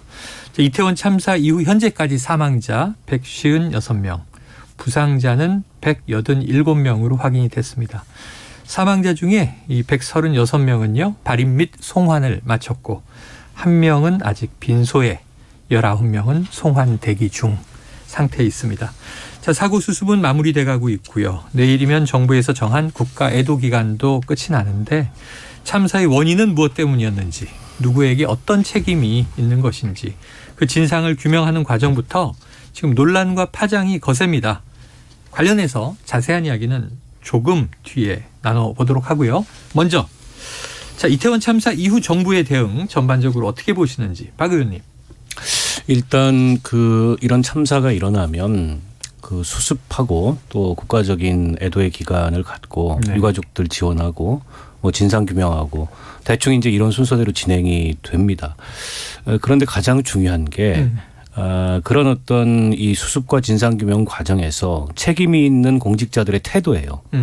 근데 그 점에 있어서 이 정부는 너무나 어떻게 보면 국민들한테 큰 실망과 좌절 또 분노를 안겨준 게 아닌가. 대표적으로 행정안전부 장관 또 해당 지방자치단체 참사가 일어난 해당 지방자치단체장 그리고 급기야는 총리에 이르기까지 도저히 이런 어떤 국가적인 비극 또 국가적인 참사 앞에서 공직자들이 취해야 할 기본적인 태도나 언행과는 너무나 동떨어진 그런 모습을 보임으로 인해서 정말 이 정부의 이 참사 수습을 진 책임자들을 믿고 혹은 진상규명의 책임자들을 믿고 이걸 맡길 수 있을까 이런 회의감이 짙게 드는 그런 한 주가 아닐 수 없고요. 그렇기 때문에 이대로 그냥 정부가 뭐 수습하고 진상 밝히겠다라는 걸 지켜만 볼 수 없다. 이게 이제 시민들이 갖고 있는 지금 생각이 아닌가 싶습니다. 네, 장 기자님은 어떠셨어요? 네, 뭐 전반적으로 박원석 의원님 말씀에 공감을 하면서 제가 보기에는 전체적인 어떤 국가 운영의 체계와 시스템이 전부 붕괴된 상황이 아닌가라는 생각이 좀 듭니다. 이를테면은 일선 경찰관에서 이제 일선 현장에서 구조 요청을 도움 요청을 계속했는데 그것이 묵살됐다는 이제 내용들이 속속 밝혀지고 있는 것이고요. 그 현장의 여경과 함께 나갔던 경찰관의 육성으로 막 여기를 피해야 된다는 인터뷰 보면서 얼마나 많은 국민들이 사람이 죽습니다. 네, 그러니까요. 이런 현장을 목도하는데 실제로 용산서장, 서울청장, 경찰청장, 그리고 행안부 장관, 총리 그리고 용산구청장, 이 서울시장 도대체 어디서 뭘 하고 있었는지 그 행적조회가 지금 안 되고 있는데 속속 드러나고 있는 상황을 보면 전반적으로 있는 시스템도 활용도 못하고 그리고 그 시스템 안에서 각자 나는 이 위치에서 무엇을 하는 사람인지조차 그 인지하지 못하는 최소한의 직업윤리, 최소한의 공적 마인드조차 없었던 그런 상태 아니었냐. 그러니까 그런 황당한 상황 속에서 우리 이 소중한 아이들이 뭐 중학생, 고등학생, 대학생, 많은 청년 학생들이 이렇게 무참히 죽어갔다는 사실에 정말 국민의 한 사람으로서 이제는 정말 분노가 생긴다는 생각이 좀 듭니다. 네. 자, 국민이 가장 알고 싶은 건 이 참사가 벌어지는 동안 국가는 대체 무엇을 했는가 하는 이제 질문입니다. 그런데 이제 지난 행안위에서의 현안 보고 여기서 이제 112 녹취가 공개되면서 파장이 시작됐는데 그 다음에 이제 더 큰 문제가 이런 거예요. 자, 윤석열 대통령은 참사 당일 오후 11시 1분에 첫 보고를 받습니다. 10시 50분이 좀 넘어서 국정상황실에 소방청의 보고가 들어갔죠. 그런데 이상민 행정안전부 장관이 그 밑에 주무부처 장관이잖아요. 대통령 밑에. 근데 11시 20분에 첫 보고를 받았다는 거예요. 보고도 아니고 또 알림 문자를 보고 알았다. 이런 얘기도 있습니다. 자, 윤익은 경찰청장. 그 밑에 있는 보고해야 되는 당사자죠. 자정이 넘어서 0시 14분에 보고를 받았다. 조금 전 일부에서 보니까 이 고향에 본가에 가 있었다. 11시에 취침했다. 이런 얘기가 있어요. 자, 대통령이 보고받고 11시 21분에 첫 지시 구조에 최선을 다하라. 그럼 이 타임라인을 어떻게 이해해야 되는 건지 지금 이해가 안 되죠. 네. 그러니까 지금 그 국가는 대체 뭘 했냐 이런 질문을 말씀하셨는데 그 시간에 국가는 없었던 거죠. 공권력이나 시스템은 작동하지 않았던 거고. 그러니까 보고 지휘 체계가 완전히 엉켜가지고 무너져 있는 거고 정말 이 정부의 공직기강 수준이 심각한 게 아닌가. 이거를 이번 참사를 통해서 확인한 게 아닌가 싶고요. 특히 이제 그 시민 안전을 책임지고 있는 그런 경찰 또 행정안전부 현장에서부터 지휘 라인까지 너무나 무책임하고 무능한 모습을 저는 총체적으로 드러냈다고 생각을 합니다. 뒤에 우리가 더 얘기를 나누겠지만 일선 현장 책임자들 같은 경우에 자리를 비우거나 심지어 그리고 시위 대응을 하다가 현장에 현장을 향해서 떠났다고 하는데 무려 1시간 반 뒤에 도착을 하거나 납득할 수 없는 그런 변명들만 지금 난무하고 있고 뿐만 아니라 그 경찰청장 물론 이제 휴일이었기 때문에 뭐 전 지방에 갈 수도 있다고 생각을 합니다. 그러나 사고가 일어난 시간에 참사가 일어난 시간에 잠들었다. 중간에 전화도 못 받고 문자도 못 받았다.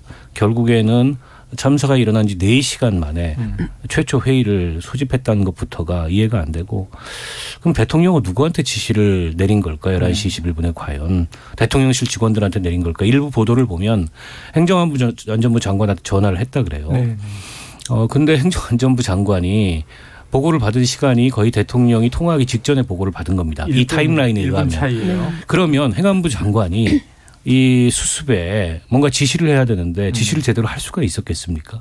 본인도 직접 그때 보고를 받고 대통령의 지시를 받은 상황에서. 그러니까 저는 이게 이제 사전에 이 전조가 보일 때부터 이런 참사가 일어나지 않도록 이 긴급한 그런 대응을 했어야 되는데 그것도 전혀 하지 못했고 또 참사가 발생한 이후에도 전혀 그 적합한 대응을 하지 못했고 어떻게 보면 위기관리 이 재난 대응에 저는 총체적인 구멍이 나 있고 이건 뭐 달리 보자면 지금 이 정부의 기능 국정 기능에 커다란 어떤 이 부실과 이 뭐랄까요 구멍이 저는 발생한 거라고 봅니다. 네, 제가 이 코너 시작할 때 사망자와 부상자 숫자를 말씀드렸는데요. 사망자는 같습니다. 그런데 부상자를 제가 187명이라고 했는데 지금 오늘 오전 11시 기준으로는 부상자가 191명으로 4명 늘어 있습니다. 이건 정정해 드리고요. 자, 지금 이제 전반적인 얘기를 했는데 지금 이 부분을 네. 조금 짚어야 될 것 같은데요. 일단 이제 과거에는 이제 NSC, 그러니까 청와대 지하 벙커 시스템이 있었잖아요. 그러니까 그 안에서 이제 모든 게 이제 그 어떤 재난 상황이 있을 때 거기에 이제 컨트롤 타워가 돼가지고 거기서 이제 상황 정리가 쫙 되고 정보 공유가 돼서 이렇게 쭉 속속 되는데 이번 경우에는 보니까 그 시스템이 제대로 작동이 안 됐던 것 같습니다. 그러니까 우선 취재를 좀 해보니까 소방방재청이 국정상황실로 이 상황을 보고한 게 29일 밤 10시 58분이에요. 네네. 그리고 이제 국정상황실로 보고가 들어가니까 대통령에게 직보가 되는 겁니다. 밤 11시 1분에 대통령이 알게 되는 거죠. 그런데 이제 우리 경찰은 어떻게 있었냐면 6시 34분에서 10시 15분까지 11건 그리고 10시 15분에서 밤 11시까지 87건 모두 합하면 98건 100여 건의 이 신고가 쏟아지는 동안 작동을 전혀 안 하고 있었던 거죠. 시스템이 전혀 움직이지 않았던 거고 심지어 첫 번째 112 신고가 있었던 그 타임에 6시 34분에 그때부터라도 움직였더라면 이런 문제를 충분히 막을 수 있었는데 이것이 묵살되면서 현장에 아무런 대응이 안 됐던 문제들이 하나 있는 것이고요. 그리고 그 용산구청에서 그러니까 미리 어쨌든 우리가 따져봐야 될 것이 미리 계획하지 못했던 거 그리고 상황이 벌어졌을 때도 충분히 막을 수 있었는데 이 시스템이 전혀 작동하지 않았기 때문에 막지 못했던 거 두 가지 지점과 관련해서 지금 뭐 경찰에서 내부 감찰을 통해서 수사를 통해서 일부 속속 드러나고 있긴 합니다만 이뿐만 아니라 총체적으로 앞서 박원석 의원님 말씀하신 대로 대통령은 누구에게 어떤 지휘를 했는지 대통령실까지 저는 수사 대상에 포함 이 돼야 된다라는 생각이 좀 듭니다. 잠깐 언급해 주셔서 이거 궁금해서 여쭤보면 뭐 오늘 보도가 많이 나오고 있는데요. 세월호 이후에 1조 5천억 원 가까이 들여서 뭐 이 무선 통신망들이 다 나누어 있으니까 이걸 재난에 관해서는 통합을 하자. 그래서 재난안전통신망을 구축했는데 이게 작동하지 않았다. 이게 뭐 어제 오늘 이제 브리핑에서 계속 나오는 얘기예요. 왜 그런 건가요? 그러니까 이게 돈을 1조 5천억을 들여서 그 경찰청을 중심으로 333개의 정부기관이 동일한 통신망을 사용할 수 있도록 시스템을 구축한 겁니다. 작년 5월 달에 이게 시스템이 구축이 됐고요. 올해 7월 달에 훈련도 했어요. 가상 훈련도. 얼마 전에 불과 한 몇 개월 전에 한 거죠. 근데 정작 이 시스템이 이번 참사에 쓰였는지를 확인해 보니까 최초 이 시스템을 통해서 통신이 이루어진 게 11시가 넘었어요. 그러니까 이미 참사가 발생한 이후에 최초의 이 재난통신망이 가동이 된 거고 그것도 매우 아주 짧게 뭐 몇 초 이런 단위로밖에 이용이 안 됐습니다. 그러면 이 1조 5천억씩이나 들여서 특히 세월호 참사 이후에 국가재난통신망이 분산돼 있음으로 인해서 이런 참사를 예방하거나 혹은 이 최소화하지 못했다. 이제 이런 반성에서 이렇게 시스템을 완비한 건데 이게 도대체 이걸 왜 구축했나. 무용지물로 이렇게 만들려면 이제 그런 비판이 나오지 않을 수 없고요. 지금 뭐 정부에서 하는 변명은 공무원들이 아직 익숙치 않아서 네, 훈련까지 했다고 제가 앞서 말씀드렸잖아요. 기술에 적응을 못했다. 이런 그런 훈련까지 했다면 그 훈련은 과연 제대로 된 훈련이었나. 이런 걸 묻지 않을 수 없습니다. 그런 점에서 저는 이게 수사로만 해결될 수 없는 문제라는 게 바로 이런 점에 있다고 생각을 해요. 그러니까 수사는 이게 형사적 책임을 가리는 문제이기 때문에 이런 부분까지 다 파악해서 이 사고의 종합적인 원인이 어디에 있는지 뭘 개선해야 되는지 이걸 도출을 해야 되는데 수사만 갖고는 한계가 있습니다. 그래서 국정조사를 저는 얘기하는 거라고 생각합니다. 그래요. 좀 최대한 문제죠. 요거 이 장 기자님 오시면 여쭤보려고 납득이 안 돼서 이 박희영 용산구청장 말이죠. 참사 당일 오후 8시 20분과 9시 30분 이태원 일대를 둘러봤다 이렇게 얘기했는데 뭐 오늘 보니까 집 앞이었더라고요. 그러니까요. 왔다 갔다 한 거고. 그런데 더 이상한 건 이거예요. 용산구 의원인데 권영세 통일부 장관 요 같이 모여있는 단체 대화방에서 인파가 많이 모이는데 걱정이 된다 이런 메시지를 남기고 정작 경찰이나 소방 등 관계 기관에는 연락을 안 했어요. 그러니까 이건 왜 그런 걸까요? 저는 이제 이분이 어떻게 정치를 시작하게 됐는지를 네. 좀 따져봐야 되는 네. 건데요. 이제 구의원 출신이고 예. 이제 구청장이 된 거죠. 그리고 당연히 공천권은 누가 갖고 있겠습니까?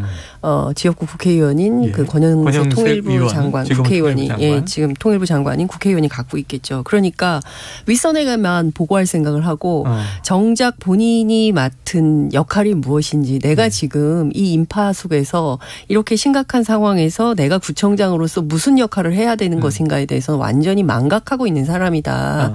그러니까 그러지 않고서야 어떻게 많은 사람이 모여서 걱정해요라는 것을 텔레그램 단체방에는 올리고 정작 본인이 경찰과 소방에 빨리 연락을 해서 대책을 마련하고 그리고 문제가 없도록 해야 되잖아요. 그런데 그런 걸 전혀 하지 않은 것은 정말 진짜 심각한 직무유기다. 그래서 저는 사실 용산구 주민들이 주민소환제 같은 제도 있지 않습니까? 네네. 저는 주민소환제를 통해서 이분에 대한 심판이 좀 필요한 거 아닌가라는 네. 생각이 좀 들고요.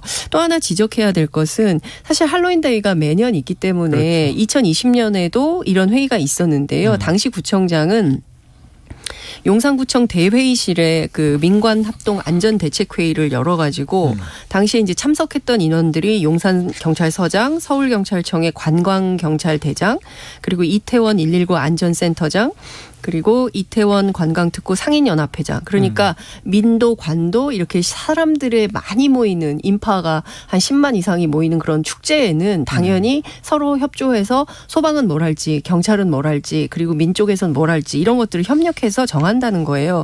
근데 이분은 어떻게 했냐면 이번에 10월 26일 날 회의를 했습니다. 그런데 어디서 했냐면 상인연합회 사무실에서 간담회를 열었어요. 네네. 근데 이 자리에서 용산구청 자원순환과 직원, 용산경찰서 형사과정, 그다음에 여성청소년 과장, 상인연합회 회장, 구청장은 오지도 않았습니다. 그러니까 물론 마약이나 성범죄를 단속해야 된다는 경찰의 요구가 있으니까 형사과장이나 여청과장이 오는 건 너무 당연한데 그리고 이제 그런 데 있으니까 이건 당연히 단속해야 되지만 안전대책과 관련해서는 완전히 미비해 있었다는 것이죠. 10만 이상이 온다는 게 분명히 알고 있었는데 거기에 경비과장이라든가 교통과장은 아예 참석조차 안 한 회의. 네. 그러니까 당연히 이 회의에서의 주요 사안에서 안전은 완전히 국민의 생명과 안전은 완전히 후순위로 밀려 있었다. 이 부분에 대해서는 책임을 면하기 어렵다는 말씀을 드릴 수 있을 것 같습니다. 근데 이분이 참사 초기에 그 국민들의 공분을 자아내게 했던 발언을 했잖아요. 용산구는 할 일을 다 했다. 네. 전략적 준비를 했다. 이건 뭐 축제가 아니고 현상이다. 네. 근데 지금 와서 보니까 본인이 다 했다고 하는 할 일이 본인한테 공천 준 지역구 의원한테 보고한 게 다 한 게 아닌가 싶어요. 그렇게 걱정이 됐으면 카톡방에 올릴 뿐만 아니라 어쨌든 본인이 관내 안전 책임자 아닙니까? 네네. 그러면 관내 경찰서든 아니면 소방서든 연락을 해서 어쨌든 질서 유지를 위해서 또 시민 안전 확보를 위해서 뭔가 조치를 취했어야 되는데 네. 푸념하듯이 넋두리 하듯이 카톡방에 한마디 올려놓고 네. 살핀다고 했는데 아무것도 살피지 않다가 정작 참사가 터지고 나니까 그때 전화 통화를 제일 먼저 한 사람도 권영세 의원이었어요. 그러니까요. 저는 거꾸로 권영세 통일부 장관은 왜 입국 다물고 있죠? 본인이 어쨌든 공천에서 구청장을 만든 사람이 저렇게 부적절하고 무책임한 행동을 통해서 국민들의 분노를 사고 있는데 마치 나하고는 아무 관계없는 일인 것처럼 네네. 입국 다물고 있는 것도 이해가 안 되고 아까 이제 주민소환 얘기를 했는데 저는 뭐 그런 움직임이 당연히 있어야 된다고 보고요. 국민의힘의 그 한동안 맹위를 떨쳤던 윤리인은 왜 가만히 있습니까? 이분이 이렇게 부적절한 발언을 했고 이건 명백히 이 당의 품위를 손상시키고도 저는 남는 발언이라고 생각하는데 그렇게 마치 이 계엄군처럼 맹위를 떨치던 국민의힘 윤리인은 왜 이럴 때 가만히 있는지 모르겠어요.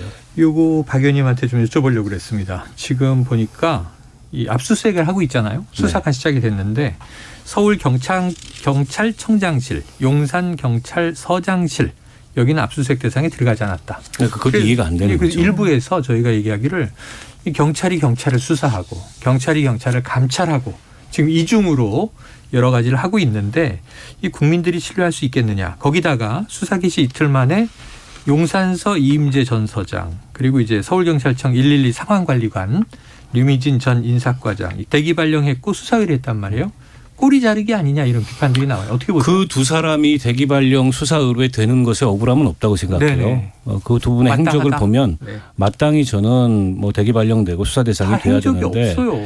근데 책임이 거기서 끝난다면 그거는 납득하기가 어렵죠. 네. 어찌 됐건 간에 그 경찰 수뇌부에 이 지휘 책임이 있는 거고 이 정무적인 책임이 있는 건데 그에 대해서는 아무런 책임을 묻지 않고 일선 현장 책임자들에게만 책임을 묻겠다. 이거는 결국에는 이 참사의 원인과 책임을 축소하는 거고 이른바 이제 꼬리 자르기를 하는 거에 다름 아니라고 생각하고요. 물론 이제 아직 수사가 초기입니다. 그렇기 때문에 서울청장이나 경찰청장이나 이분들이 수사 대상이 되는지를 지켜봐야 돼요. 저는 수사 대상이 되게 충분하다고 생각합니다. 과거에 이런 참사가 일어났을 때 그런 전례들도 있고요. 네. 수사 대상이 돼서 형사적 책임을 지기 이전에 어쨌든 그 지휘 책임자로서 경찰 수뇌부로서 마땅히 해야 될 역할을 못한 그런 데 대한 어떤 이 정무적 정치적 책임을 지는 모습을 보여야 되는데 어쨌든 이 책임의 축소에만 그리고 책임 회피에만 급급해 있는 것 같아서 대단히 안타깝고요. 네. 저 윤석열 대통령이 결단하셔야 된다고 봅니다. 자, 장 기자님 또 새로운 결의 이야기가 하나 나온 것이 이런 거예요. 경찰청 정책 참고 자료 문건.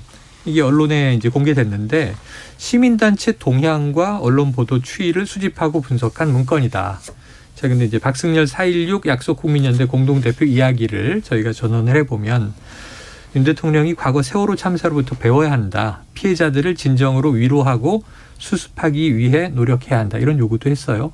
요 사안은 어떻게 보십니까? 저는 이런 거죠. 그 이례적으로 정부에서 정말 그 선제적으로 애도 기간을 선포했습니다. 그래서 이제 일각에서는 관제 애도 기간이냐 뭐 이런 비판도 있고 침묵을 강요당하는 거 아니냐라는 이제 국회의원들의 비판도 있고 이런 건데요.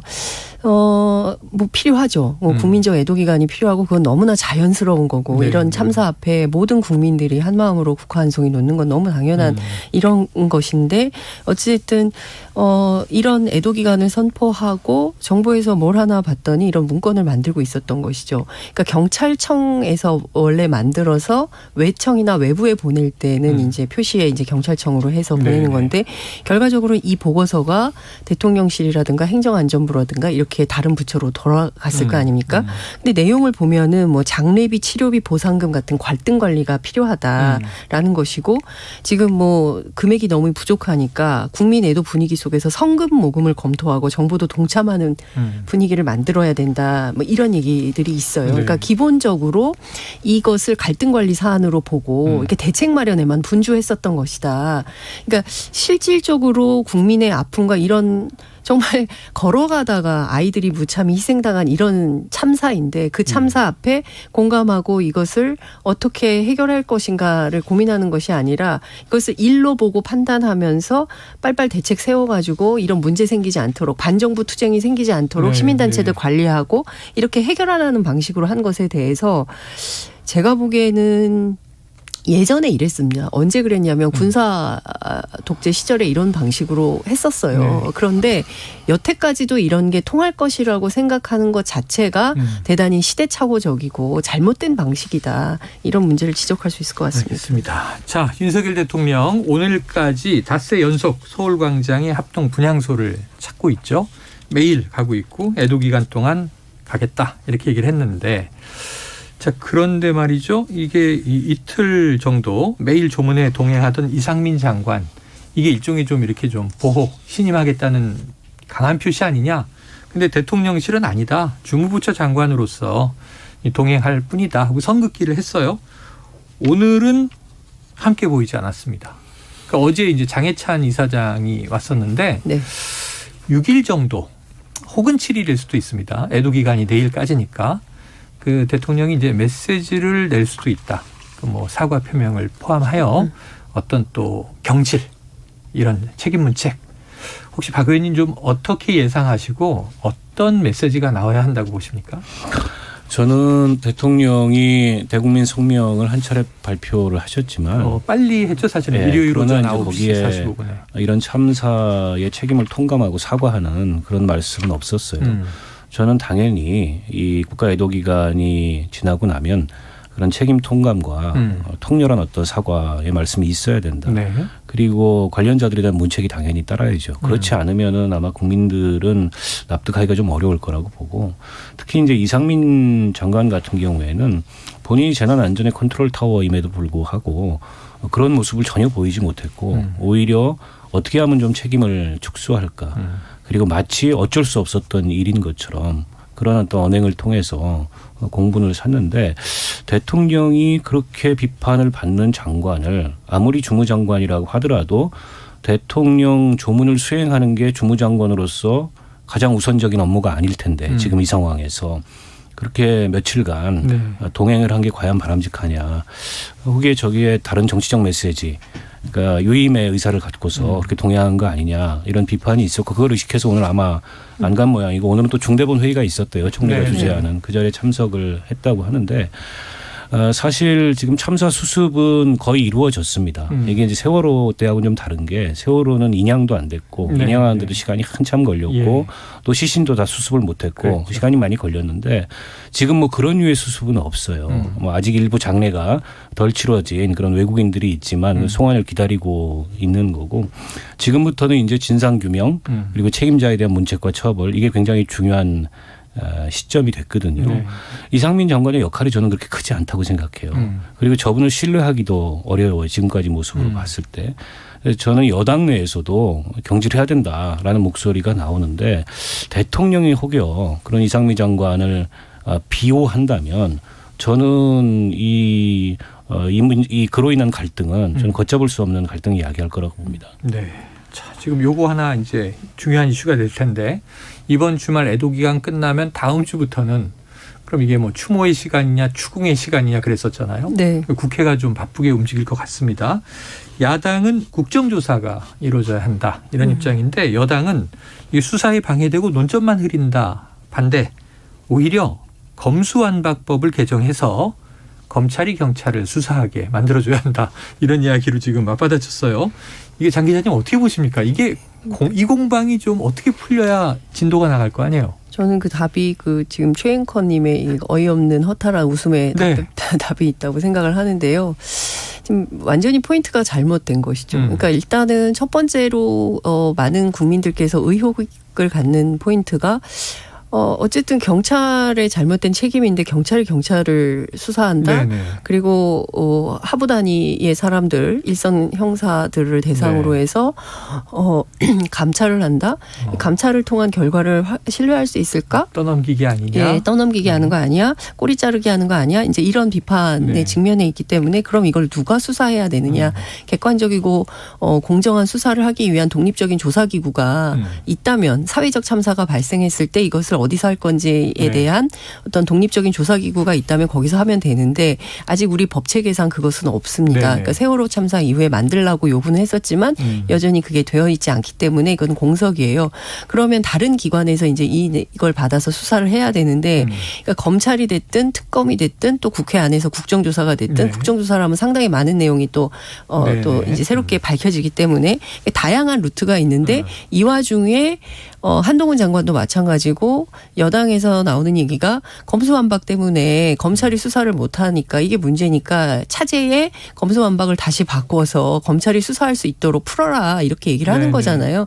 근데 실제로 시행령을 바꿔서 얼마든지 수사할 수 있는 상황이고 더군다나 그리고 더군다나 더 중요한 포인트는 지금 상설특검법에 따라서 한동훈 장관이 특검을 임명하면 특검을 통해서도 얼마든지 수사를 할 수 있거든요. 근데 이제 이런 부분들은 다 간과한 채 무조건 검수완박을 되돌리려고 한다. 그러니까 저는 이렇게 가는 포인트 자체를 잘못 짚었다. 그리고 야당에서도 이런 방식에 동의할 리 없다. 이런 생각이 좀 듭니다. 박 의원님 이게 사실은 뭐 야당이 옳다 여당이 옳다 이 문제가 아니라 지금 국민이 참사를 바라보는 시각에서 여야가 함께 투명하게 진상을 밝혀주고 앞으로는 국가가 이렇게 가야 합니다라고 얘기를 해줘야 되는 거잖아요. 그렇죠. 그렇지 않으면 이게 정쟁이 되는 것은 어느 국민도 원치 않을 거예요. 어떤 해법이 이게 있습니까? 속신의 한복판에서 정말 너무 어처구니 없게 우리 젊은이들이 150명이 넘게 생명을 잃었습니다.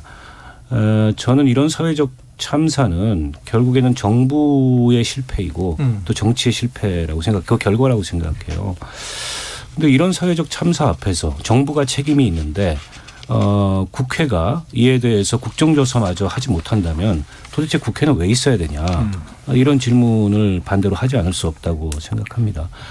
때문에 여당에서도 뭐 이게 수사에 방해가 되니 뭐 논점을 흐리니 다 핑계에 불과하고요. 수사하고 국정조사는 전혀 다른 차원의 문제입니다. 네. 수사는 누가 형사적 책임을 져야 되는가를 가리는 문제인 그렇죠. 거고 국정조사는 그보다 훨씬 더 넓고 또 근본적인 문제에 관해서 국회가 들여다보기 위해서 하는 거예요. 그래서 국정조사를 하면은 뭐 정치공세만 난무할 거다. 아니 정치공세만 난무하게 되면 그에 따르는 역풍이 없겠습니까? 때문에 그런 국정조사를 하자는 게 아니고 네. 진짜 왜 이런 일이 일어났고 막을 수는 없었는지 누구에게 잘못이 있는지 또 어떤 시스템이 부족하고 어떤 제도적 보완이 필요한지 이런 것들 교훈을 남겨야 될 거 아니겠습니까? 그러기 위해서 국정조사를 하자는 건데 이걸 가지고 이제 정치공세다 이렇게 치부하는 거 옳지 못하고요. 저는 그 검수완박 때문에 지금 뭐 수사를 못한다는 거는 사실과 좀 다릅니다. 검수완박에도 불구하고 경찰의 과실치사상 책임이나 네. 경찰의 직무유기 즉 경찰이 관련된 범죄는 검찰이 수사를 할 수가 있어요. 그러니까 지금 주요 수사 대상이 경찰 특별수사본부에서 수사하고 있는 주요 수사 대상이 경찰이잖아요. 그렇죠. 그에 대해서는 만약에 수사가 미진하다 싶으면 검찰이 수사를 할 수가 네. 있어요. 지금도. 뿐만 아니라 특검 앞서 이제 장윤성 기자도 얘기했지만 특검 할 수 있습니다. 상설 특검을 통해서 할 수 있고 여야 합의만 한다면 별도의 특검법을 할 수도 있고 때문에 이게 수사의 길이 없는 게 아닌데 마치 이 원인이 이 저 검수완박 탓이다 이렇게 얘기하는 건 또다시 전 정권 탓, 또다시 뭐 이 책임 떠넘기기, 또다시 그걸 통해서 국민 갈라치기. 뭐 이런 정치적 의도가 보이는 게 아닌가 싶어요. 그래요. 자, 해안을 정치권이 국민을 위해서 좀 찾아주시길 바라고요. 내일 애도 기간이 끝나면 7일에 또 이 정부는 윤석열 대통령이 이야기한 바가 재난안전 시스템 점검 회의를 한다고 하니까 정부 차원에서 또 국회 차원에서 좀 이게 미래지향적인 답을 내주시기를 당부를 드립니다. 자, 오늘 박원석 전 의원, 장윤성 기자와 함께했습니다. 두 분 말씀 고맙습니다. 고맙습니다. 네, 감사합니다.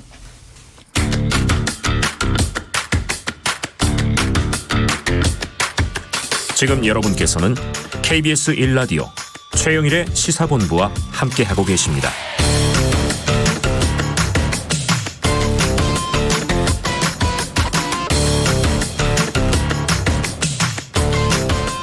네, 경제를 알기 쉽게 풀어보는 경제본부 시간입니다. KBS 보도본부의 경제 스토리텔러죠. 서영민 기자가 나오셨습니다. 어서 오세요. 안녕하세요. 자, 오늘의 주제는 뭡니까? 시니어 어쩌란 말입니까? 아, 시니어 어쩌란 말입니까? 네. 뭐 코어바디스 뭐 이런 생각도 나고 금리 얘기고 우리 현재 경제 얘기고 약간 위기일 수 있다는 그런 얘기들 한번 종합해 보면 좋지 않을까 싶어서 가져왔습니다. 이게 지금 미국 연준 금리가 확 올랐잖아요. 이거 어떻게 되는 겁니까 앞으로? 이제 우리도 올려야죠. 따라서 올려야 하는 가장 큰 이유가 두 가지가 있습니다. 하나는 단순히 미국이 올렸기 때문에 만약에 안 올리면 또 환율 문제가 되겠죠. 환율이 문제가 되면 수출이 안 좋아질 테고 아니면 또 외국인 자금이 빠져나가지 않겠습니까? 그렇죠. 걱정이죠. 네, 그렇게 될 거니까 국내 자금 시장 안 좋아지니 그냥 단순히 따라 올려야 되는 게 하나 있고 다른 하나는 우리 물가도 많이 올랐습니다. 그제 발표했는데 10월 소비자 물가가 5.7 이게 전달보다 올랐습니다. 전달에 5.6이었는데 0.1%포인트 오른 겁니다. 사실 정점이 지난 거 아니냐 했었는데 또 올라가니까 특히나 근원 물가라고 부르죠. 이게 일시적인 요인이나 단순한 공급 요인을 뺀 그러니까 석유류나 채소류를 뺀 근원 물가는 오히려 지난달이 사상 최고치입니다. 그러니까 물가가 낮아지고 있다는 사인은 전혀 없고 오히려 더 높아지고 있으니 우리 물가도 높아지고 있으니 당연히 금리는 올려야 하는 상황입니다. 이건 미국을 따라가는 어떤 상대적인 개념이 아니어도 결국은 모든 나라가 금리 인상을 하는 게 우선 고물가 잡겠다가 목표니까 맞습니다. 인플레이션 우리도 올려야 한다.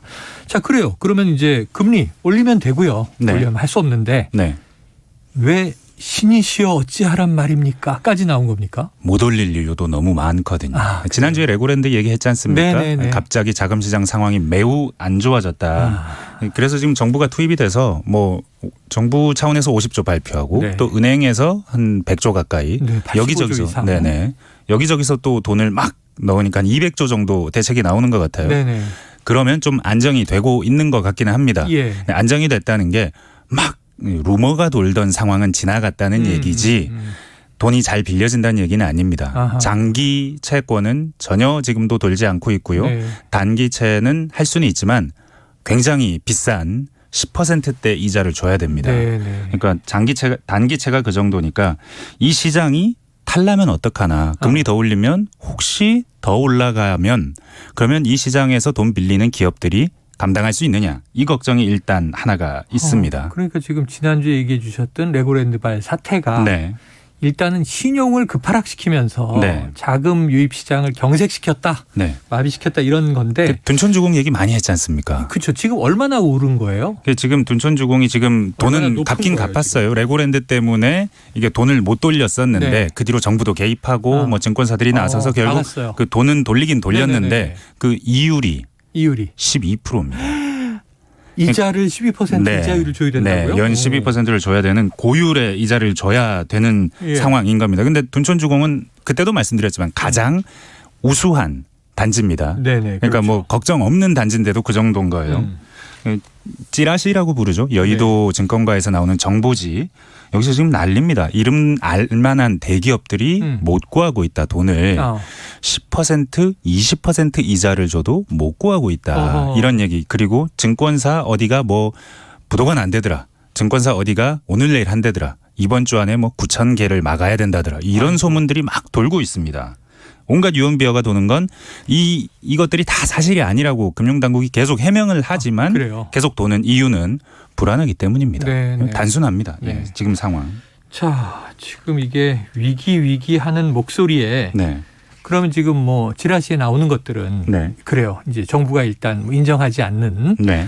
불안감으로 인한 뭐 잡설들이다. 이렇게 본다면 위기 하는 목소리에 실체가 있어요? 한 3가지 금융기관별로 한번 따져보면 네네. 실체가 있다라는 결론이 납니다. 일단 은행 쪽은 큰 걱정이 없는 것 같다. 굉장히 건전하고 돈도 많이 벌어놨고 대손 충당금도 많이 쌓아놨을 거기 때문에.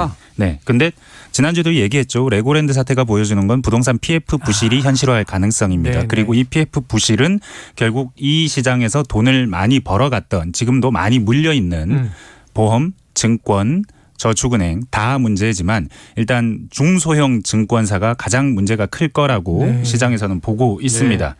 뭐 2008년 글로벌 금융위기 이후에 은행들은 좀 건전해졌고 규제를 까다롭게 받기 때문에 괜찮은데 근데 증권사들이 돈 버느라 굉장히 좀 위험한 투자도 많이 했고 둔촌주공 말고 조금 위험한 종류의 PF 투자에도 많이 들어가 있기 때문에 네네. 일단 그렇다. 중소형 증권사가 일단 1번에 있다. 그리고 저축은행은 어제 저희 KBS도 보도했는데 지금 돈 잘 안 빌려줍니다. 창구에 가서 돈 빌려주세요 하면 그건 온라인으로 가서 알아보세요.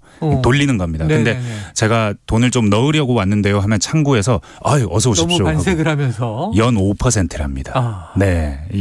1년만 맡겨도 5%씩 이자를 준다는 겁니다. 그만큼 지금 돈을 끌어놔야 된다라는 분위기가 저축은행도 역력합니다. 그렇군요. 근데 최근에 또 이해 안 되는 소리가 하나 있죠. 이거 오늘 뉴스에 나왔는데 다루려고 하다가 서 기자님 기다렸어요. 자, 흥국생명 콜옵션 뭐 중지. 이 무슨 연구체를 발행을 했고 이걸 5년 만에 갚아야 하는데 안 갚았다. 콜옵션 행사를 안 해서 이게 또 시장 신뢰를 뒤흔든다. 이게 무슨 소리인가 해서 해설을 좀 해주세요. 네, 이게 좀 콜 옵션 그리고 뭐 연구체 다 어려운 얘기고 일반적인 시청자들하고는 관계없는 얘기인데 요거 하나만 기억해 주시면 됩니다. 그러니까 증권사, 생명보험사들도 나름의 건전성 규제를 받습니다. 그 건전성 규제를 맞추려면 돈을 좀 곳간에 넣어놔야 돼요. 비축하고 있어야 되는 거죠. 그 돈이 자기 돈이어야 하는데 근데 자기 돈만 가지고 이 기준을 채울 수가 없는 부분이 있는 거죠. 그러니까 채권 발행해라, 빌려라. 근데 장기로 빌려놓은 거의 뭐 한 30년 넘어가면 거의 그건 뭐 내 자본이나 마찬가지인 돈처럼 인식될 수 있으니 연구체라는 게 몇 년 이상인 거예요? 30년짜리입니다. 지금 문제가 30년짜리. 되는 거. 그러니까 뭐 이건 뭐 영원이나 마찬가지니 그러네요. 이런 거는 너네 빌린 돈이 아니고 자본으로 인식해 줄게. 건전성을 체크할 때. 그래서 이게 필요해서 빌려놓은 돈이 아니고 그러니까 규제 맞추려고 빌려놓은 돈이에요. 이 돈이 5억 달러 외화 채권입니다. 이 돈이 지금 말은 연구체인데 실은 이건 꼼수라고 하면 꼼수인 것이고 뭐 고육지책이면 고육지책인데 보통 5년 만에 돌려줍니다. 돈을. 그러니까 5년짜리 채권인데 실질은 5년짜리 만기 채권인데 그 표시된 장부에 표시된 건 30년짜리 연구체. 이걸 신종자본증권이라고 하는데. 그럼 6번 돌려야 되네요. 그러니까 기억하실 거는 이거 원래 5년마다 돌아가는 거고 시장에서는 거의 99.9% 계속 5년마다 돌아가고 문제 없는 거다. 우리나라가 한 13년 전에 우리은행이 이걸 5년 만에 안 갚고 좀 더 갖고 있겠다고 했다가 난리가 난 적이 한 번 있는데 그 뒤로 한 번도 이걸 5년이 됐을 때 상환 안 하겠다고 한 적이 없었는데 흥국생명이 이번에 상환 안 하겠다고 한 겁니다. 아, 상환 못 하겠다. 네. 5억 달러면 이거 한 7천억 원 정도 되려나요? 지금 돈으로요. 네네. 근데 이게 왜 문제냐면 외화 채권이라는 겁니다. 외국인들한테 팔았다는 얘기입니다. 싱가포르에서 판 거거든요. 근데 외국인들이 이거 5년짜리인 줄 알고 샀어요. 5년짜리인 줄 알고 샀는데 갑자기 30년짜리로 바뀐 겁니다. 이 채권 가격이 폭락하고 한국 채권 이거 5년짜리인 줄 알았는데 약속 안 지키네. 한국가 안 사라고 될 수 있는 겁니다. 5 곱하기 6년 채권이네. 네. 야, 이게 30년짜리라 써놓고 30년짜리라고 할 수 없다. 네. 그런데 이제 흥국생명이 보통 5년이면 갚는 돈을 안 갚는다. 이 제일 궁금한 건 좋아요. 그럼 안 갚겠다. 선언한 이유가 있을 텐데 돈이 없습니까? 이 흥국생명이라는 회사는 건전성 비율, 이 보험사는 지급 여력 RBC 비율이라고 하는데 이 비율이 100%를 넘겨야 됩니다. 그러니까 갚아야 될 돈, 내가 지금 줄 수 있는 돈 이거 계산했을 때 줄 수 있는 돈이 100을 넘어야 되고 권고치는 150%입니다. 150%가 넘으면 뭐 안정적이다 보는데 흥국은 150이 넘습니다. 그래요? 돈이 부족한 데가 아닙니다. 문제는 지금 자금 시장에 씨가 말랐다고 했잖아요. 장기 자금은 아예 빌려지지 않는다고 했잖아요. 장기에다가 달러까지 붙었습니다. 이건 돌릴 수가 없는 돈이 돼버린 겁니다. 지금 워낙에 자금시장 상황이 안 좋아져서 레고랜드 때문이기도 한데 그게 아니더라도 지금 전반적인 상황이 안 좋아져서 이 돈을 돌릴 수가 없으니 이 5억 달러를 갚으려고 3억 달러를 또 내고 1,000억 달러는 다르게 조달하고 해서 자금 조달 계획을 마련했는데 시장에서 수요 조사를 해보니까 이거 못 채우겠는 거예요. 그래서 금융당국과 상의를 해서 안 갚기로 했다는 겁니다. 그러니까 지금 보면 그래서 뭐 정부도 여기에 대해서는 좀 지지의 입장을 얼핏 보이고 있잖아요. 심각한 상황 아니다. 그런데 지금 얘기를 들어보니까 뭐 여기저기 다 경색, 뭐 돈맥 경화로 시작을 했어요. 처음에. 그 경색 국면, 자금 회전이 안 된다, 유동성이 막혔다. 돈이 돌아야 돈인데 그럼 정부는 지금 뭐 해야 되는 겁니까? 일단 지금 한번 보시죠. 은행은 문제가 없다고 말씀드렸지만 증권사들의 문제가 생길 수 있다는 신호는 이미 나왔습니다. 위험하다. 그 저축은행들도 지금 문제가 생길 걸 대비해서 돈을 끌어모으고 있습니다. 생명보험사들은 지금 이렇게 지급 여력 비율을 맞추려고 필요해서는 아니지만 여튼 빌려놨던 거액의 돈을 약속대로 갚지 못하고 계속 밀러 넣게 된 겁니다. 보험사, 저축은행, 증권사 다 문제인 겁니다. 이렇게 자금 시장이 어려운 상황, 이런 상황이니 앞으로 돌아가 보시죠. 아까 금리를 올려야 된다고 했잖아요. 근데 50bp 올리면 좋죠. 근데 부동산도 걱정인데 이 자금 시장이 그렇게 많이 올렸을 때 감당할 수 있느냐. 올려야 되는 상황인데 우리나라 자금 시장은 도저히 금리를 올리면 감당하지 못할 것 같은 상황이 됐으니 신이시여 이걸 어떡하란 말입니까? 가 되는 거고. 우리가 흔히 영화나 드라마에서 보면 일수이자가 제일 비싼 거잖아요. 가장 이제 이 긴박한데 돈이 없을 때 정말 궁핍하게 빌리는 그런 것처럼 이게 돈이라는 게 급하게 빌리면은 이자를 많이 줘야 되고 여유 있게 빌리면 이제 이자를 낮추거나 딜을 할 수 있는데 지금 아주 안 좋은 상황으로 빠져드네요. 일단 정부가 아까도 말씀드렸지만 한 200조 정도 자금을 돌릴 수 있는 자금을 만들어 놨다고는 했는데 근데 이게 돌리는 돈이지 뭐 추가로 어디서 따로 생겨서 돈을 더 시장에 넣을 수 있는 상황은 아니거든요. 그러니까 이런 문제가 일단 하나가 있고 그리고 지금 아까도 2009년에 우리은행이 이런 일을 한번 했다가 난리가 한번 난 적이 있다고 했는데 그때는 우리은행이 꼬리를 내렸어요. 금방 갚는다고 했습니다. 근데 이번에는 정부가 나서서 그때는 우리은행이 정부하고도 상의 안 하고 자기들 독단적으로 결정한 얘기였지만 흥국생명은 우리랑 충분히 얘기했다. 그래서 우리 이거 한 6개월 정도만 미뤄 넣는다라고 한 거고 그래서 질서 있게 조금 시간을 벌어놓자라는 얘기를 하는 건데 아까도 말씀드렸지만 외국인들은 이제 더 이상 우리나라 외화 채권을 안 살 겁니다. 앞으로는. 이런 상황이지만 여튼 아마도 정부 판단은 어쨌든 안 팔릴 거다. 지금은 일단 버티는 시간이고 시간이 좀 지나고 나면 건전성 차원에서나 좀 문제가 없어지고 나면 풀리지 않겠느냐. 시간을 버는 차원 이렇게 봐야 될 것 같고 여튼 다 스톱이 돼 있는 자금 시장은 매우 어려운 상태다. 그걸 흥국생명 사태가 보여준다. 정부의 판단이 맞을까요? 그러길 기대해보지만. 저도 맞기를 바랍니다. 그러길 기대해보지만 약간 여러 가지 측면에서 아주 불안불안한 시그널이 터져 나오는 것 같습니다. 오늘 중요한 문제 짚었습니다. KBS 보도본부의 서영민 기자와 경제본부 함께했습니다. 말씀 고맙습니다. 감사합니다. 자, 최영일의 시사본부 오늘 준비한 순서는 여기까지입니다. 자, 주말 애도 기간 지나고요. 저는 다음 주 월요일 낮 12시 20분에 다시 찾아뵙도록 하겠습니다. 오늘도 청취해 주신 여러분 고맙습니다.